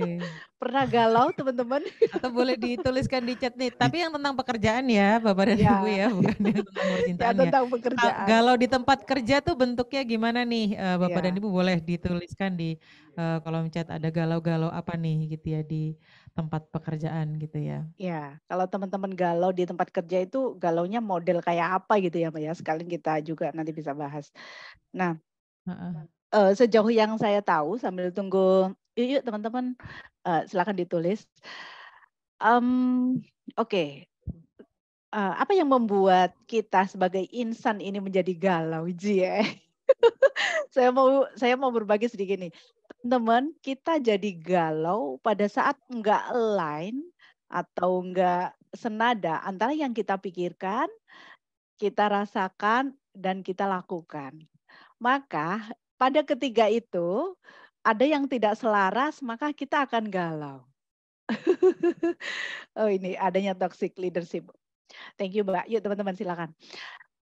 Jadi pada saat ada yang tidak selaras nih Mbak, oh pikirannya tuh pingin capai target gitu ya. Tapi yang dirasakan ini, ih males banget, sebel banget aku sama leaderku gitu ya. Maka jadinya galau. Lalu yang dilakukan jadinya nggak maksimal.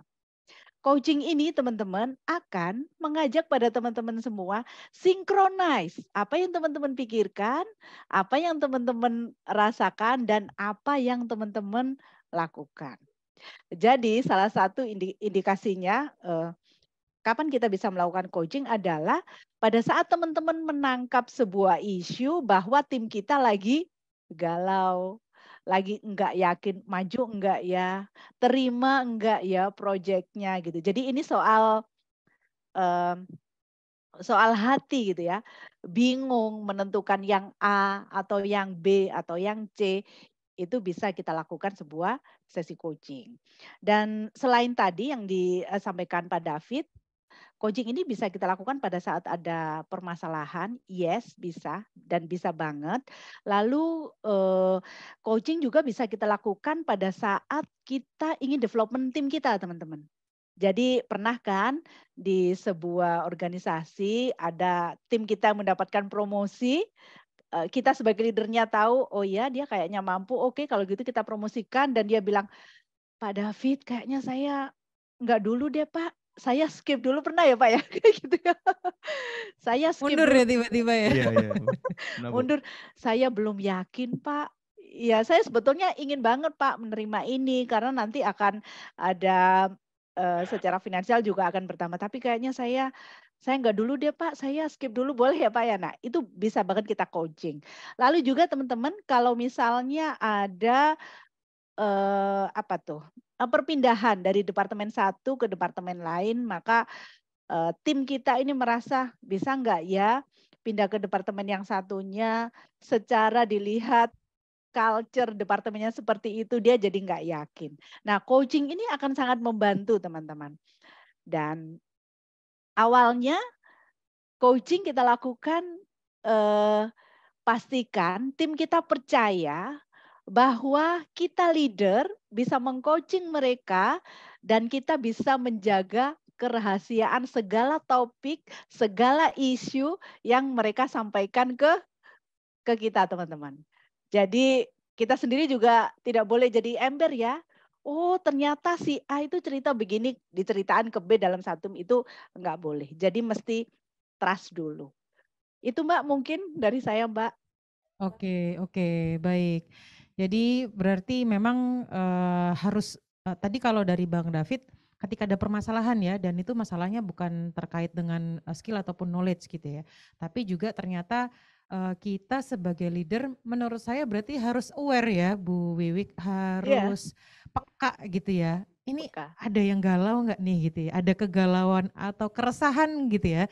Kira-kira nih sedang resah nggak nih gitu ya para tim kita yang ada di bawah kita gitu ya. Kalau ada keresahan itu mungkin yang perlu digali lebih dalam gitu ya untuk dilakukan coaching gitu ya tadi Bu Wiwi ya. Jadi Ya, nggak nunggu misalnya permasalahan yang muncul, tapi kitanya juga harus lebih peka apa sih keresahan yang muncul gitu ya, kegalauan yang muncul di dalam tim gitu ya. Sama tadi ya. kalau dari Bu Wiwi ketika misalnya perpindahan gitu ya, pindah dari satu departemen mungkin perlu juga dilakukan coaching selain training terkait dengan departemen itu sendiri gitu ya Bu Wiwi ya. Ya. Oke, macam-macam nih. Nih kalau Bu Wiwi mau baca nih galau-galaunya nih gitu ya. Makasih Apa ya namanya teman-teman sobat-sobat ya. PPM gitu ya. Nanti kita boleh kasih tipsnya Ada nih buat teman-teman. iya iya. Galaunya galaunya kebanyakan masalah leadernya ya. Nih saya nggak tahu nih leadernya tuh ada di Zoom yang sama nggak nih? Leadernya harusnya diajak ya Pak ya.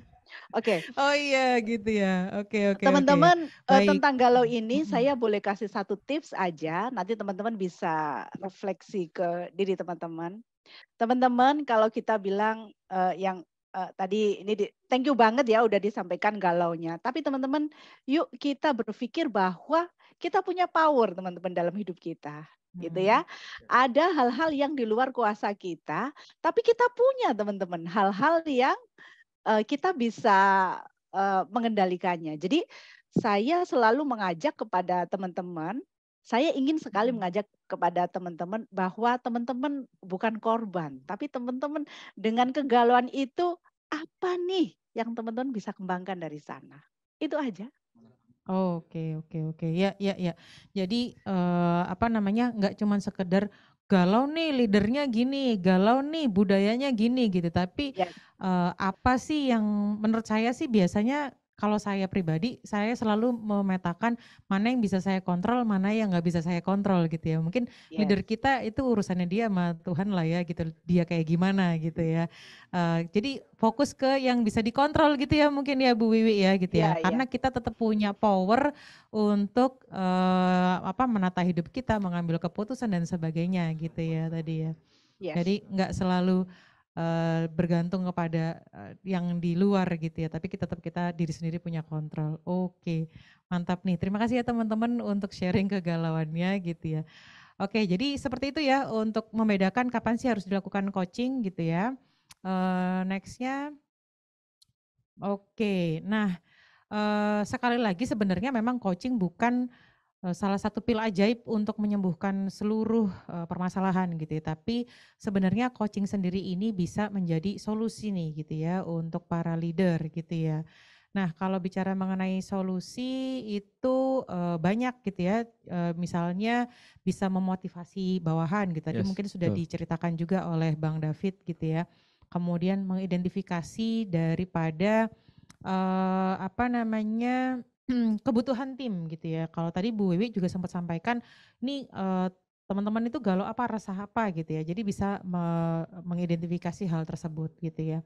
Kemudian juga terkait dengan bisa memberikan feedback yang konstruktif gitu ya. Kalau tadi kita sudah sempat sampaikan bahwa wah, harusnya sih nggak keras, kalau coaching nggak ngerasa kayak dimarahin gitu Harusnya ya, betul, enggak. tapi justru malah seneng karena punya positif ataupun konstruktif feedback gitu ya dari hasil diskusi gitu ya.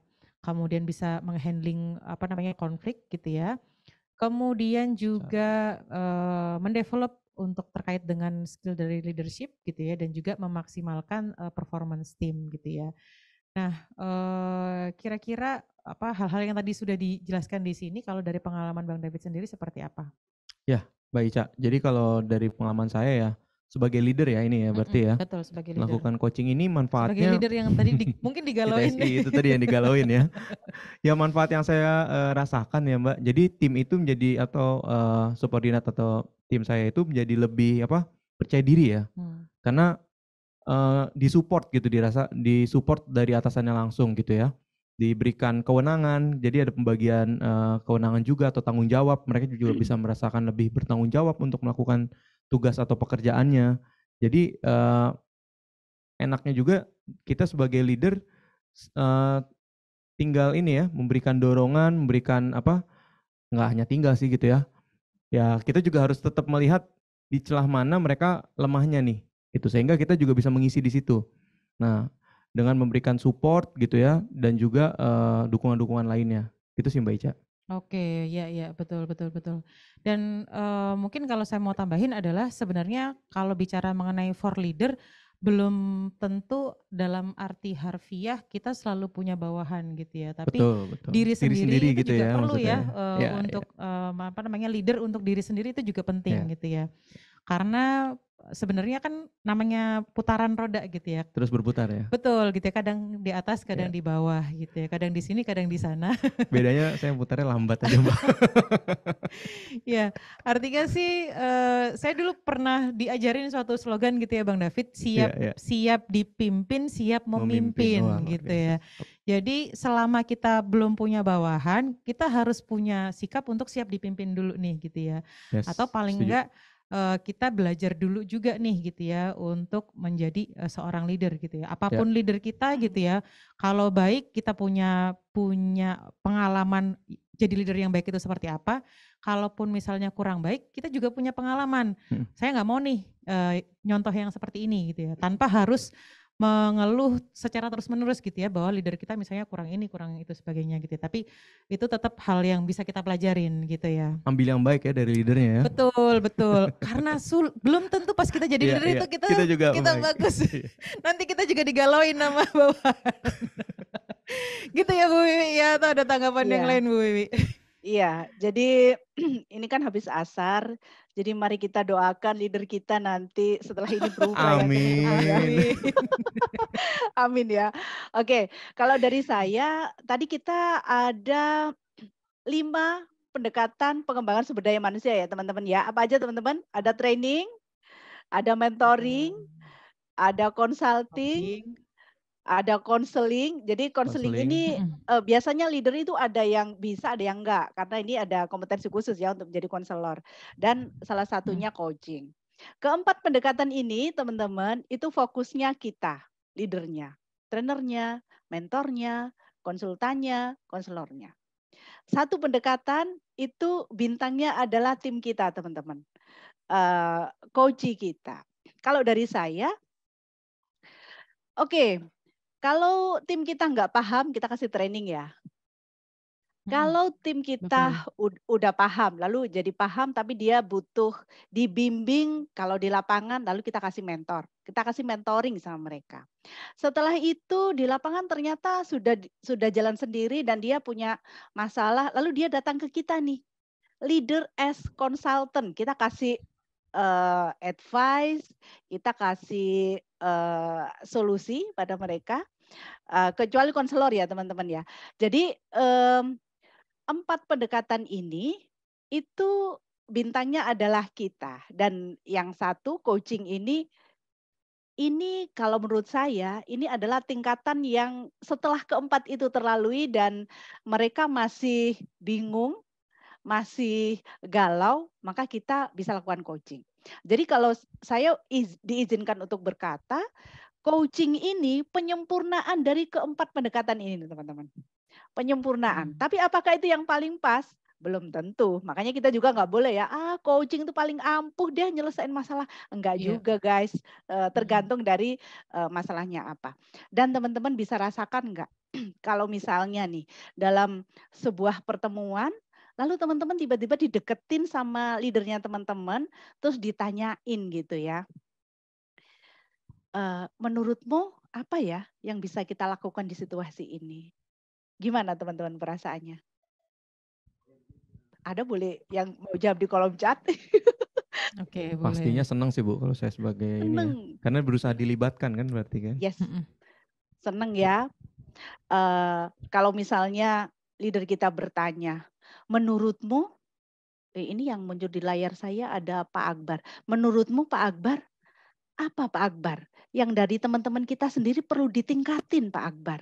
Wah, gimana tuh perasaannya? Kan kita as a team akan menjadi semakin engage ya, teman-teman ya, bener ya. Dan wah Mm-mm. kayak waduh leader saya nanya ini, jadi kayak seneng, terus merasa dilibatkan, merasa dihargai gitu ya.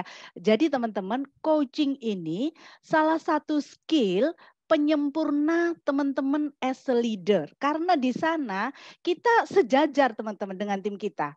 Nggak ada lagi tuh yang leader lebih tinggi. Kalau training, trainernya lebih tinggi. Mentoring, mentornya lebih tinggi gitu ya. Iya, iya. Kalau konselor ya bisa jadi konselornya lebih tinggi. Tapi kalau dalam sesi coaching teman-teman, kita setara loh. Nggak ada lagi tuh ego tentang diri kita yang sok pinter, diri kita yang sok tahu, diri kita yang paling bisa lah ngasih solusi. Semuanya hilang teman-teman. Dan kita mendengarkan apa jeritan mereka, curhatnya mereka. Lalu kita tinggal bungkus aja teman-teman dari sana. Oke, lalu apa yang ingin kamu capai dalam 1 bulan ke depan? Sebetulnya kalau coaching ini akan sangat bisa membantu solusi ini ya, solusi dari permasalahan yang ada tanpa kita menggurui teman-teman, as a leader. Dan kita dapat bonus, tim kita jadi engage kepada kita karena dihargai, dilibatkan tadi. Gitu Mbak. Keren lah pokoknya coaching ini. Oke, ya baik. Jadi betul ya tadi ini bukan merupakan suatu pil ajaib gitu ya, tapi bisa jadi ini penyempurna gitu ya Bu Ya. Wiwi, dari metode pengembangan yang ada gitu ya, dan ini memang bisa menjadi satu solusi untuk para leader gitu ya. Ya. Oke, terima kasih untuk insight-nya Bu Wiwi. Kita coba lanjutkan ke next slide dulu ya. Oke. Oke, nah kalau tadi kita bicara mengenai bahwa coaching menjadi sebuah solusi nih gitu ya bagi para leader. Nah sebenarnya bukan hanya leader nih gitu ya yang bisa mendapatkan manfaat dari coaching itu sendiri gitu ya. Para employees gitu ya, dan tentu pasti akan juga berdampak kepada company atau organization itu sendiri gitu ya. Nah, salah satunya kalau bicara mengenai employees itu bisa menjadi real performers gitu ya. Artinya performance-nya meningkat, karena performance-nya meningkat bisa jadi makin percaya diri PD gitu ya, ya. betul. Karena mencapai achievement tertentu itu bisa boosting confidence memang gitu ya. Dan juga more kreatif karena selalu tadi misalnya dilibatkan, ditanyakan gitu ya.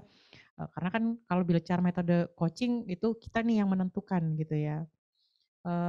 Kemudian bagi para leaders gitu ya, bisa men-share responsibility-nya. Jadi nggak merasa terbebani, wah Ya, itu tadi. gimana ya gitu Hmm. ya, wah unit gue gimana nih gitu ya. Tapi benar-benar bisa tadi ya, ketika share responsibility-nya ternyata justru ada suatu ide yang kita nggak pernah kepikiran kalau itu bisa dilakukan Tapi gitu bukan artinya misalnya. lepas tanggung jawab ya Mbak ya? Iya Ini ya. betul bukan Bukan, share ya, share share ya. responsibility. Dan juga less dependency on the leader gitu. Jadi nggak semuanya selalu nurutin katanya leader gitu ya, tapi bawahan juga punya kewenangan, punya diberikan kewenangan untuk bisa memutuskan dan sebagainya.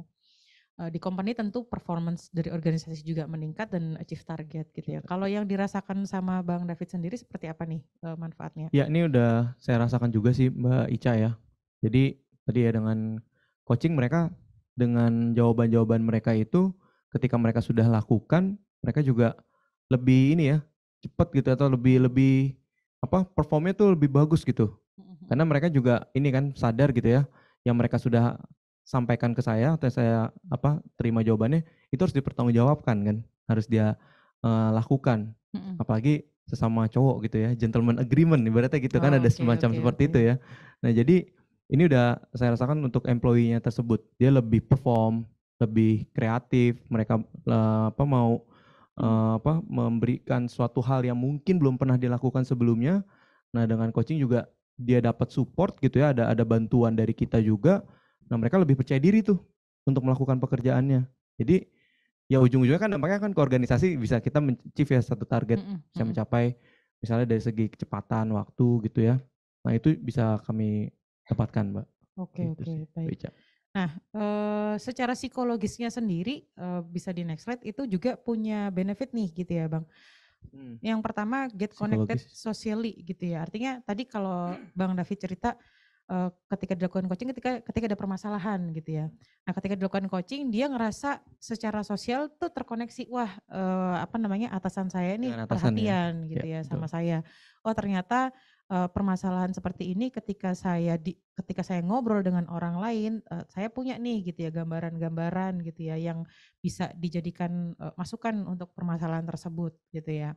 Dan, apa namanya, ini waktu saya cari, apa namanya, artikel untuk Referensi. ini, referensi ini, itu ternyata saya juga kaget nih gitu, ternyata bisa improve mood gitu ya. Improve mood dan juga mereduksi, frekuensi dari stres gitu ya. Karena memang kalau misalnya Stress release ya? Iya stress release gitu ya, Iya kayak betul, tadi kan ngebilang sebenarnya coaching itu curhat yang terarah gitu ya. betul. Jadi apa namanya, menceritakan sendiri, curhatnya sendiri itu bisa mengimprove dari mood kita, jadi moodnya lebih baik gitu ya dan nggak mudah stres gitu ya.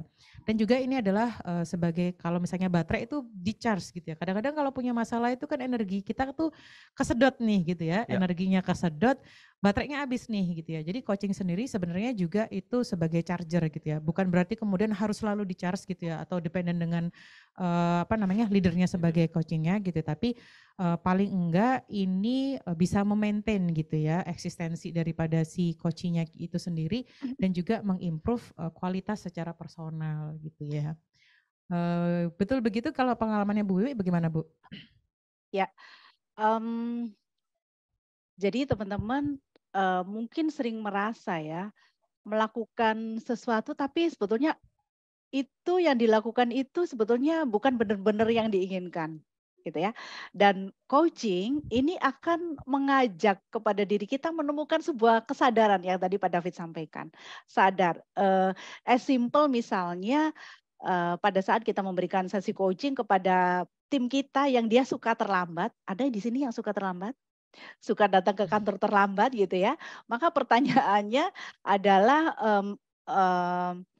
mungkin bisa terakhirnya gimana caranya agar kamu bisa organize semuanya dan kamu bisa datang ke kantor dengan tepat waktu, gitu. Dan coaching karena setelah menemukan kesadaran, dia juga akan tahu teman-teman, akan sadar, oke kalau saya datang ke kantor terlambat, impact-nya apa nih? Kalau saya kerjanya seperti itu, impact-nya apa ke tim saya? Kalau tim saya seperti itu, impact-nya gimana dengan goals yang ditetapkan oleh departemen? Jadi kesadaran ini akan membantu, tim kita untuk connect dengan dirinya dulu, lalu kalau Hmm. ada tim coaching dia juga akan connect dengan, teman, rekan sekerjanya. Biasanya kan suka gini, "Ya saya begitu karena dia tuh yang suka nggak bantu saya." Awal-awalnya mungkin akan, apa ya, akan curhat seperti itu, saling curhat. Lalu kita akan kita akan putuskan curhat itu dengan, oke, lalu komitmen apa nih yang teman-teman bisa lakukan berubah dan bisa membantu satu sama lain. Maka di sana akan komit teman-teman, akan connect lagi. Dan frekuensinya tentu akan beda karena yang dulu itu si A tidak tahu kalau si B ini gondok sama si A sehingga kerjanya ya segitu-gitu aja gitu ya. Kerjanya pokoknya selesai aja gitu ya, tanpa hati, tanpa empati gitu ya. Dan setelah ada sesi coaching bisa jadi dia juga mood-nya akan lebih bagus. Dan teman-teman, selama mendampingi dengan leader-leader ini, saya melihat setelah sesi coaching memang semangatnya berbeda teman-teman. Karena mereka bukan lagi melihat dirinya as a individual, tapi mereka melihat dirinya itu, as a team dan dirinya mesti memberikan kontribusi terbaik kepada timnya, gitu teman-teman. Jadi let's try lah. Iya iya iya iya iya, oke oke oke. Betul, jadi sepakat sih tadi yang disampaikan, sama Bang David dan Bu Wiwi gitu ya. Memang manfaatnya ada banyak sekali nih gitu ya, si coaching ini sendiri gitu ya. Nah, kita bisa lanjut ke next-nya. Oke, kalau tadi kita sudah bicara mengenai benefit dari coaching sendiri gitu ya. Sekarang kita bicara mengenai leader as coach gitu ya. Kalau tadi sama-sama kita sudah sepakat gitu ya bahwa ya leader juga baiknya harus bisa atau bisa mempelajari teknik coaching gitu ya untuk bisa mengembangkan dari para karyawan atau misalnya bawahannya itu sendiri begitu ya. Bang David dan Bu Wiwi gitu ya. Jadi rasanya kalau misalnya leadernya nggak bisa coaching itu kurang gitu ya, kayak belum sempurna gitu ya. Kalau tadi mungkin kalau konselor mungkin memang harus punya sesuatu yang khusus gitu ya. Kalau coaching rasanya di zaman sekarang dengan tantangan yang tadi kita sudah Yes. bicarakan, rasanya kok ketinggalan nih kalau leader itu nggak punya suatu ilmu pengetahuan untuk cara mengcoaching bawahannya gitu ya. Karena takutnya nanti justru nggak bisa membantu nih gitu ya daripada bawahannya Ya. sendiri untuk bisa mendevelop gitu ya. Nah, next. Oke. Nah, kalau gitu sekarang sebenarnya pertanyaannya adalah, oke, kita sama-sama sepakat nih bahwa leader zaman now gitu ya harus punya apa namanya kemampuan atau skill untuk mengcoaching bawahannya.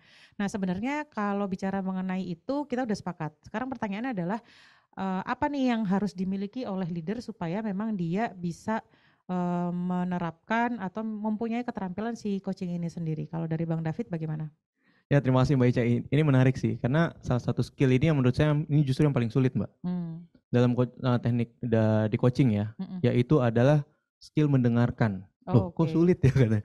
Padahal kan cuma dengerin doang Pak gitu. Justru itu yang paling membuat saya kadang apa ya, nggak bisa menahan diri gitu ya Bapak Ibu ya. Kenapa? Karena kita sebagai coach di sini sebagai leader, itu kan kita bertanya.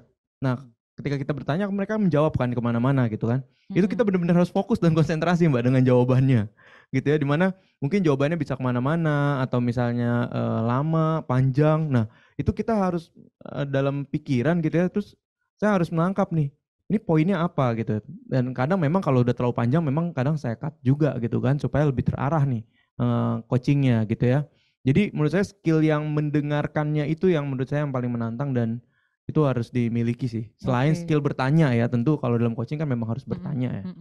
Gitu sih Mbak Ica kalau menurut saya. Oke, kelihatannya mudah tapi ternyata Betul, nggak susah. mudah ya. Gitu kita praktekkan itu nggak mudah. Betul. Atau mungkin Bapak Ibu sendiri pernah ngalamin nih gitu ketika baru cerita gini langsung dipotong kan nggak enak gitu ya. Yes. Langsung dipotong, langsung jumping to conclusion-nya juga pasti nggak enak Iya, gitu benar ya. banget. Jadi kalau dari Bang David tadi yang harus dimiliki adalah pertama skill mendengarkan ya gitu ya, selain dari skill bertanya sendiri. Kalau dari Bu Wiwi gimana Bu, apa nih yang harus dimiliki supaya leader itu bisa juga menjadi coach gitu ya bagi bawahannya? Oke, semoga nanti ini juga bisa bermanfaat ya bagi teman-teman leader yang ada di sini.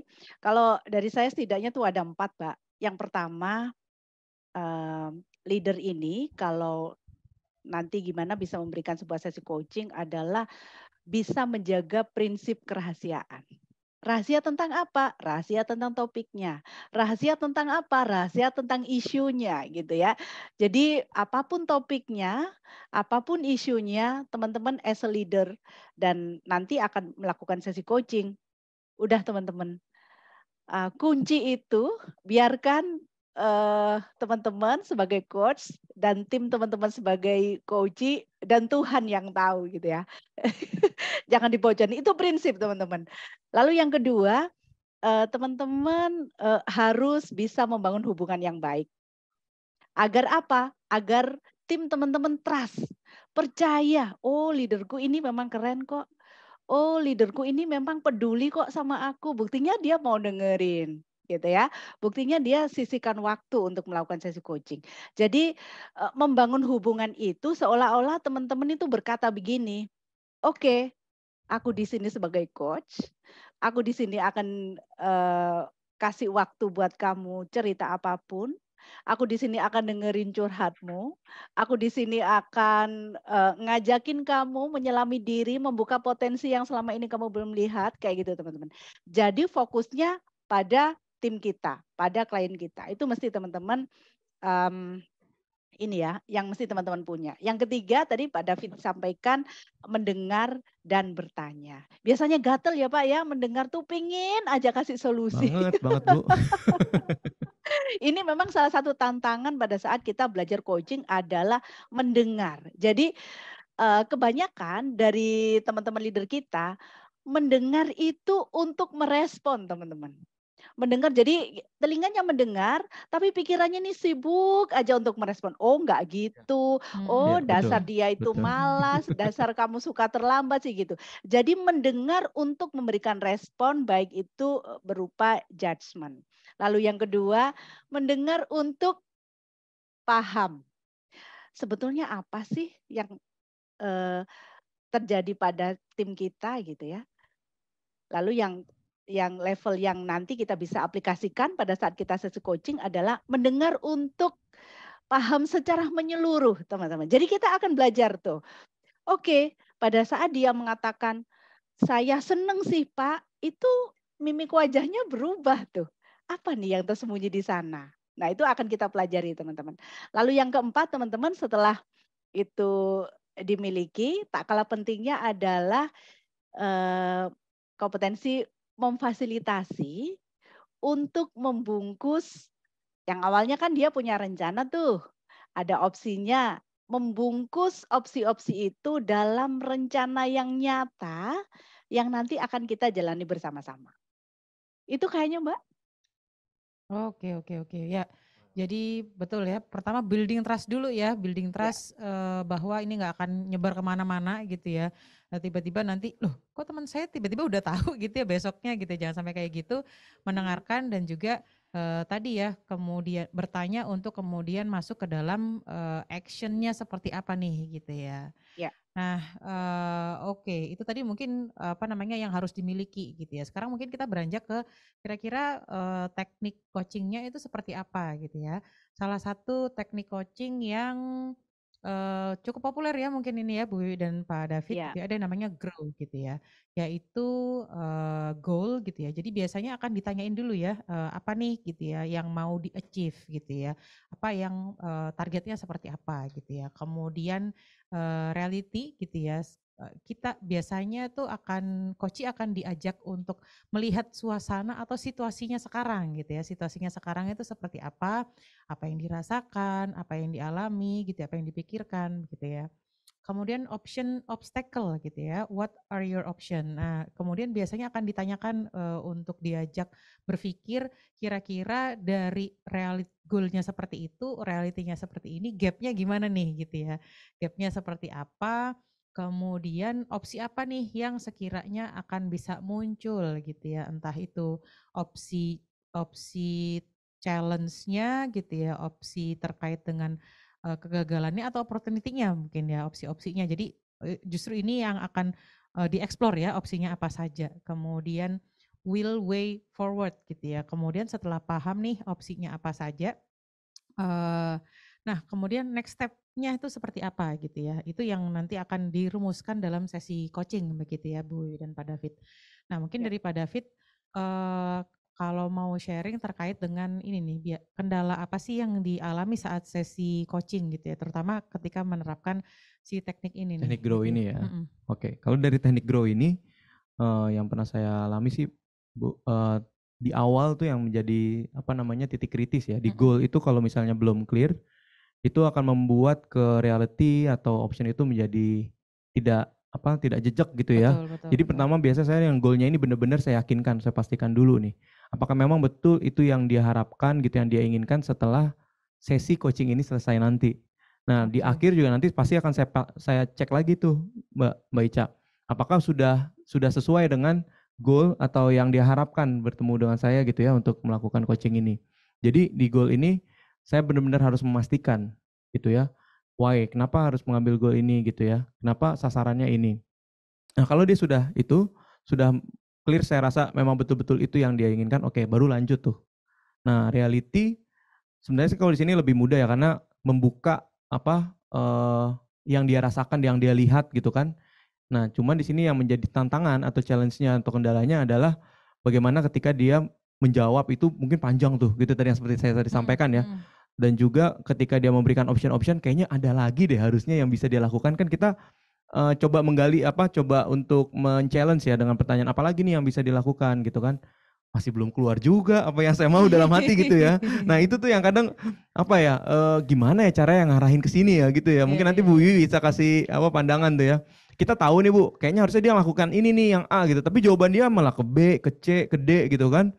Nah jadi kalau saya misalnya masih belum puas gitu, eh, kadang saya memberikan seperti apa namanya analogi ya, bercerita gitu ya, supaya bisa mengarahkan ke A. Nggak tahu nih boleh atau enggak nih Bu Wiwi ini, nanti mungkin kasih masukan nih ya. Sehingga akhirnya dia, oh iya benar juga ya Pak, bisa melakukan seperti itu ya. Nah akhirnya terjawab tuh yang A, karena kan saya sebisa mungkin menjaga, saya nggak mau direct nih, langsung ke A aja deh, udah lakukan aja yang ini gitu. Saya nggak mau seperti itu, jadi tetap dengan mungkin dengan bercerita atau dengan dulu saya pernah juga mengalami seperti itu sih Mbak Ica yang saya lakukan gitu ya. Sehingga dia juga lebih aware, oh iya benar kenapa nggak kepikiran ya tadi. Akhirnya dia menjawab itu gitu. Jadi itu sih tantangannya, kendalanya ya. Kalau menerapkan teknik ini, kalau yang untuk way forwardnya ini sudah lebih apa namanya mudah karena ini lebih ke arah bagaimana dia berkomitmen melakukan itu kan. Si option yang sudah dia sebutkan tadi itu dan bagaimana kita bisa mensupport dia. Jadi lebih di sana sih tadi kendala-kendalanya, Mbak. Oke, oke. Iya, ya, emang agak karena ini sifatnya menstimulasi atau Yes, memfasilitasi gitu betul ya, betul banget. dengan pertanyaan-pertanyaan gitu ya. Sometimes jawabannya nih yang nggak bisa Bener terukur ya, bener. atau diharapkan Jawaban modelannya bisa ke sana bener. kemari gitu ya Bu, ya Karena gitu kan ya. konsepnya kita tidak bisa menyalahkan coach kita ya. Betul, Jadi betul, apapun yang betul, dia katakan, ya sebisa mungkin memang itulah yang kita olah lagi nih dengan pertanyaan selanjutnya gitu. Sehingga betul, betul. dia bisa terbuka, aware tadi ya, mendapatkan clarity, kejelasan untuk situasi yang dihadapi. Itu Iya, sih, iya, Mbak. iya. Gimana Bu tanggapannya, rasanya kendala-kendala, mungkin tanggapan dari kendala yang dihadapin Mas David ini juga ya. Kalau saya sih mikirnya juga gitu, sometimes ketika kita nanya, "Oke, kamu next-nya apa nih yang mau ditargetkan?" Ya saya insya Allah saya akan mencapai yang terbaik. Iya Ya kan terbaik greget itu ya apa Mbak ya. ya? Ya semuanya sih terbaik, tapi Terbaik seperti apa gitu ya. orangnya sendiri sometimes kan belum punya, apa namanya, ini ya Bu, arahan atau misalnya gambaran tuh terbaiknya seperti apa dan sebagainya. Bisa jadi kan itu juga dialami nih oleh Bapak dan Ibu yang lainnya nih sebagai leader Ya, gitu ya. Gimana jadi Bu Wiwi? coach-nya emes-emes sendiri ya. Iya. Oke, kalau terkait dengan teknik ini memang biasa dilakukan dan satu hal teman-teman yang mesti diingat pada saat mengajukan pertanyaan dalam sesi coaching itu bukan interogasi loh. Jadi jangan nanti juga kita akan pelajari itu, gimana caranya, memberikan pertanyaan agar, coaching kita nggak merasa apa ya, kalau bahasa Surabaya itu dicecer itu apa ya Mbak? Di Dihujani Di dengan pertanyaan yang oke. bertubi-tubi ya, sehingga dia kayak merasa di diinterview dengan Diinterogasi ya Bu? Interogasi, diinterogasi. diinterogasi. Jadi satu hal itu teman-teman, coaching ini memang sebuah percakapan yang harusnya itu bisa sama-sama bahagia karena prinsipnya coaching ini kan dancing together ya. Jadi coach Oke. mengikuti kliennya ini BBB dancing, nih ya Bu ya? iramanya kemana nih, ke kanan, ke kiri, ke tengah. Dan Mmm, salah satu tipsnya yang agar, apa namanya, agar klien kita, "Aduh jawabannya ini kok kayaknya melenceng ke sana gitu ya. Kita bisa mengungkapkan teman-teman, menanyakan dengan pertanyaan, "Apa yang kamu sadari dengan tadi menyatakan hal itu?" Atau boleh juga kita apresiasi dulu, makasih ya udah mau terbuka ya bilang itu. Menurutmu apa nih motivasinya kamu melakukan yang tadi gitu. Jadi ada apresiasi di sana. Jadi di sana memang ada sebuah, ya ini meaningful conversation, ada apresiasi dan pada saat sesi coaching itu bisa mengungkap fakta-fakta yang klien kita sendiri juga seringkali baru sadar pada saat sesi coaching. Jadi pertanyaan-pertanyaannya juga tadi, pertanyaan yang ditanyakan sehubungan dengan kata kunci, kalimat-kalimat yang disebut oleh mereka berulang kali, atau kalimat-kalimat yang disampaikan oleh mereka dan mereka berubah drastis gitu ya, wajahnya, matanya terbuka atau bisa juga ada yang menangis, gestur tubuhnya gitu ya. Nah itu bisa Mhm. kita baca. Jadi sebetulnya kalau nanti kita belajar coaching, Bayon ini sih ya, eee ini tekniknya Grow ini memang sangat populer, tapi ada rahasia-rahasia yang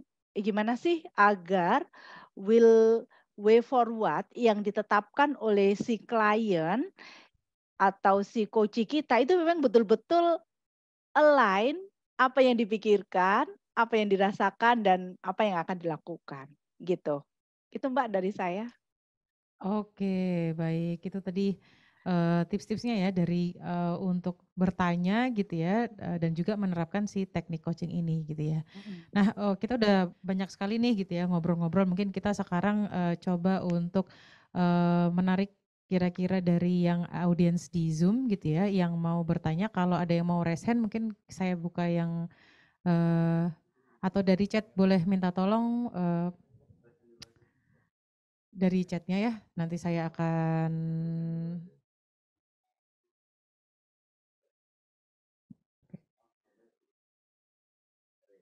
ada. Dah. Oke, kita bacakan pertanyaan dari chat ya, Pak David dan Bu Wiwi. Boleh. Oke, kita coba lihat dari oke. Coba ke bawah lagi bentar.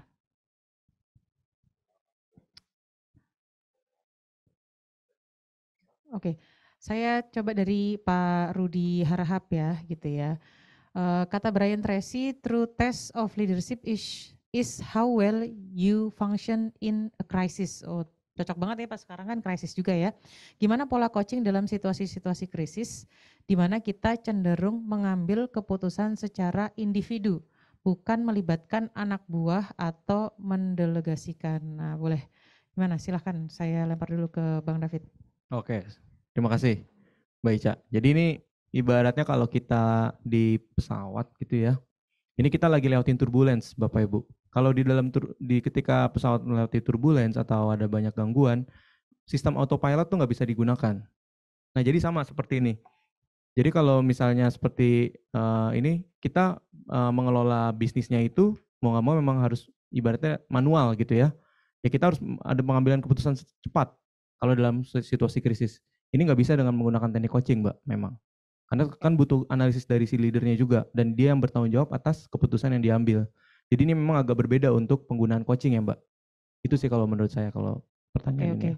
Jadi memang nggak semuanya bisa Nggak diterapkan bisa. dari sisi coaching ya, terutama kalau misalnya krisis di mana butuh keputusan yang cepat gitu Betul. ya. Bisa jadi nggak ada pertanyaan atau diskusi dulu ya. Ya, Jadi dari leadernya dulu pertimbangannya apa, kemudian keputusannya ya, ini gitu ya. betul. Kalau dari Bu Wi bagaimana Bu? Ya, setuju sih. Seperti kalau pada saat terjadi kebakaran, ya ini hampir sama case-nya. Di sana kita juga nggak mungkin kan akan melakukan sebuah sesi coaching. Jadi teman-teman mungkin bisa dipetakan pada situasi apa teman-teman bisa melakukan sesi coaching, tapi pada situasi apa teman-teman bisa langsung instruct ya, langsung memberikan instruksi karena bagaimanapun teman-teman leader yang bertanggung jawab tuh di sana.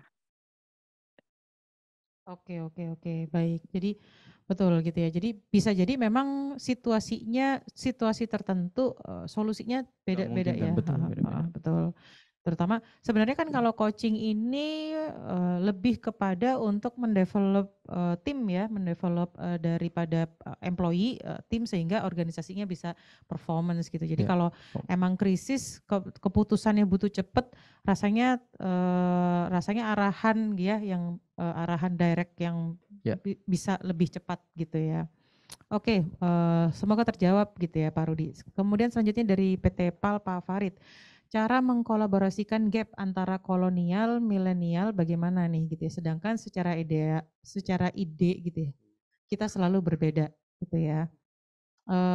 Pasti beda argumen terus, sedangkan dituntut untuk beradaptasi dengan digitalisasi. Nah ini mungkin tadi kalau misalnya coaching secara tim gitu ya, Ya. sedangkan beda-beda nih gitu ya, kolonial, milenial dan yang nggak jawab sama sekali gitu ya. Kalau dalam tim kan ada yang juga nggak Ya, jawab ya. gitu ya. Silakan Pak David. Ya, kalau saya Mbak, lihat ini kan menarik ya. Jadi seperti kita justru semakin diperkaya ya dari Mm-mm. tim ya. Ada yang pemikirannya dari dibilangnya tadi kolonial ya, Mm-mm. kolonial atau Gen X gitu ya. Dan ada dari milenial. Nah, kita sebagai leader kalau di tim coaching itu ya kita bareng-bareng menyepakati Bapak Ibu. Jadi yang dari milenial atau dari kolonial tadi sama-sama, mereka juga harus berempati. Ya bisa menempatkan diri dia kalau misalnya mereka kolonial atau begitu juga sebaliknya yang kolonial ini juga sebagai milenial gitu. Jadi di situ kita men-challenge mereka untuk memakai topi yang berbeda dengan yang lain gitu ya. Sehingga ketika di akhir pertemuan itu sama-sama kita sepakati, ayo ini kita udah sepakat ya bareng-bareng sehingga gap itu ya kita isi bersama gitu untuk mencapai tadi ya untuk performance dari satu unit kita atau divisi kita. Itu sih kalau Mbak Ica menurut saya. Iya, iya, iya, iya, iya. Betul sih tadi pakai topi dan pakai sepatu ya, pakai Iya, betul sepatunya banget. orang tersebut gitu ya. Kalau dari pengalaman, kalau saya boleh nambahkan mungkin dari pengalaman saya ketika misalnya kita ada satu project, kombinasikan tuh isinya gitu Yes, itu ya. biasanya lebih kaya Betul. sih, lebih Betul, lebih ini. betul, lebih kaya. Karena mau nggak mau akhirnya mereka akan sama-sama untuk mencoba eh, punya frame yang sama, punya atau mencoba mencoba pada sepatu yang sama gitu ya. Yes. Karena goalsnya lagi sama nih Iya, gitu ya. harus sama. Jadi mau berbeda kayak gimana, coba deh kita samain dulu gitu Nah, ya. itu justru makanya peran leadernya justru bagaimana menetapkan atau menempatkan goals itu menjadi suatu tujuan bersama. Sehingga Betul, mereka betul. tadi mau untuk saling berempati gitu ya. Mm, mm, mm. Seperti itu sih Mbak Ica. Oke, oke, oke. Baik, baik, baik. Nah, mungkin saya lanjut next question ya karena cukup banyak nih gitu ya. Apa-apa. Ketika coaching itu ini dari Bu atau Bapak Sasti ya. Apakah perlu didokumentasikan gitu ya? Kemudian evaluasi berikutnya sebagai penilaian kegiatan kompetensi develop di organisasi gitu ya. Nah, mungkin let's say pertanyaannya adalah bagaimana nih cara mengevaluasi coaching ini sendiri? Apakah coaching yang dilakukan ini sudah dikatakan berhasil gitu ya atau enggak gitu ya? Boleh mungkin dari Bu Wiwi silahkan. Ya, terima kasih. Kalau organisasi itu memang lagi mengembangkan budaya coaching, jadi pada saat sesi coaching mestinya didokumentasikan.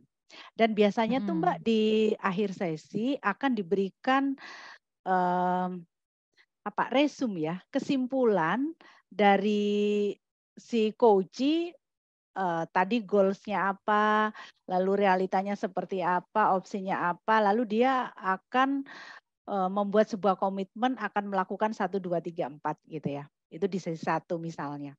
Jadi akan ada resume sesi coaching yang pertama. Lalu bagaimana cara mengukurnya? Sesimpel kita cek apakah rencana aksinya dilakukan.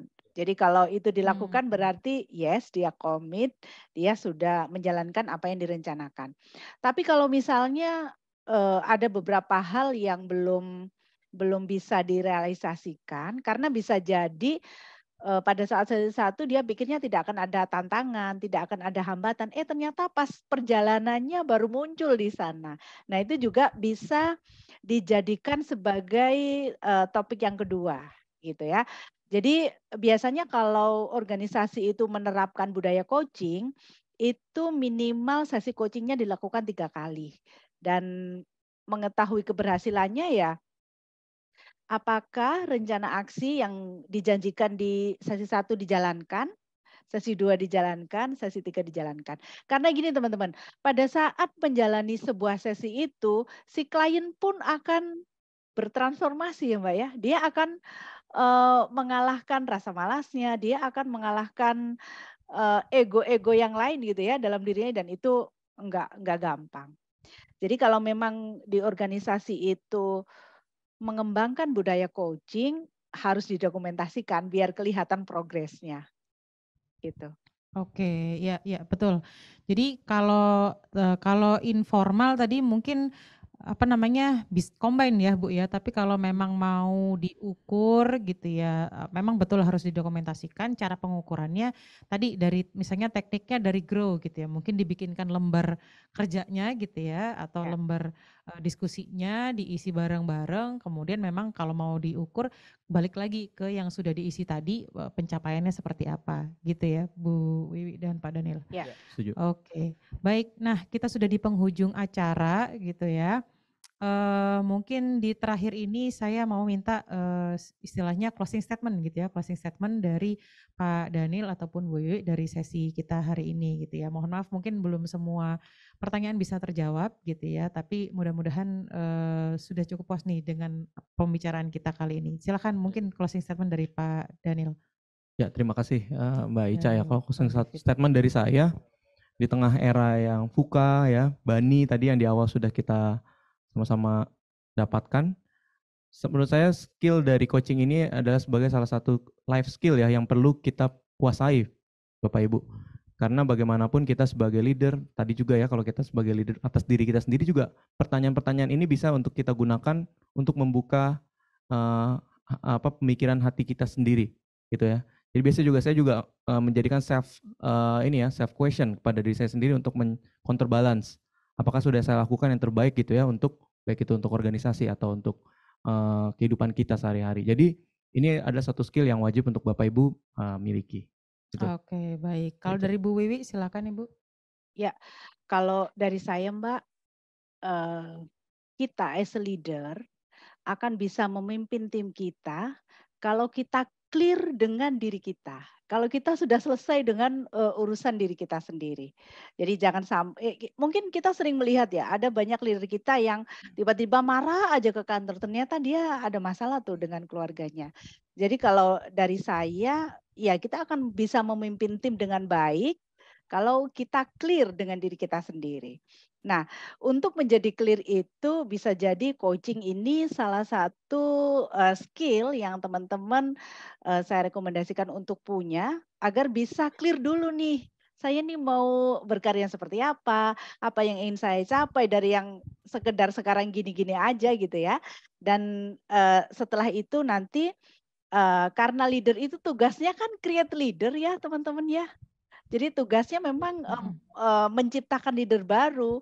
Jadi gimana nanti kita bisa mereka follow kita karena mereka mendapatkan benefit dari adanya kita di organisasi itu. Dan itu akan kita dapatkan kalau kita sudah clear dengan diri kita. Itu aja Mbak, terima kasih. Oke, baik. Ya, jadi kalau saya bisa rangkum ya itu life skill gitu ya yang harus dimiliki oleh leader gitu ya. Dan tentu harus selesai dulu dengan diri kita sendiri untuk menjadi leader itu gitu ya.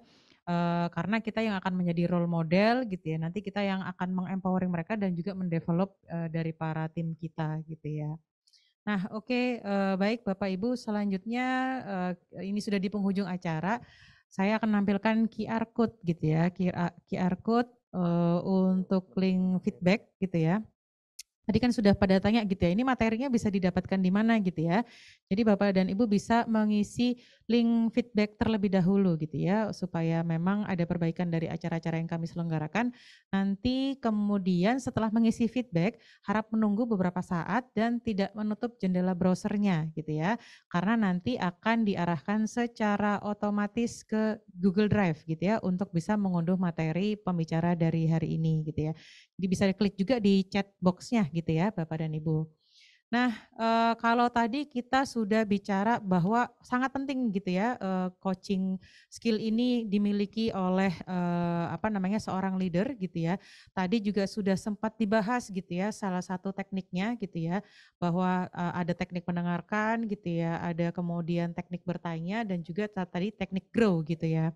Nah, jika Bapak dan Ibu ingin lebih dalam gitu ya, lebih dalam untuk mengupgrade keterampilan coachingnya gitu ya.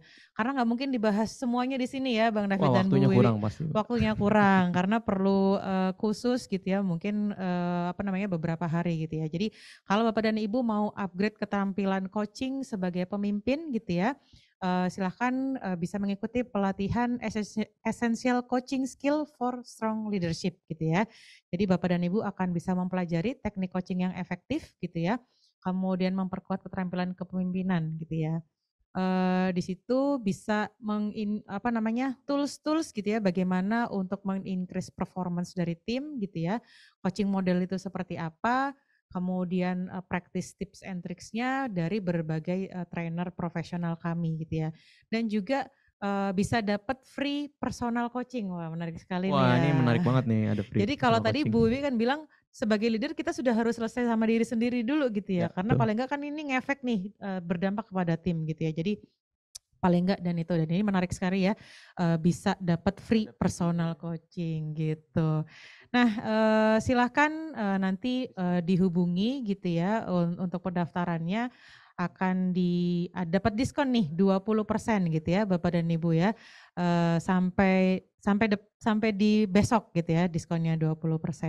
Ya.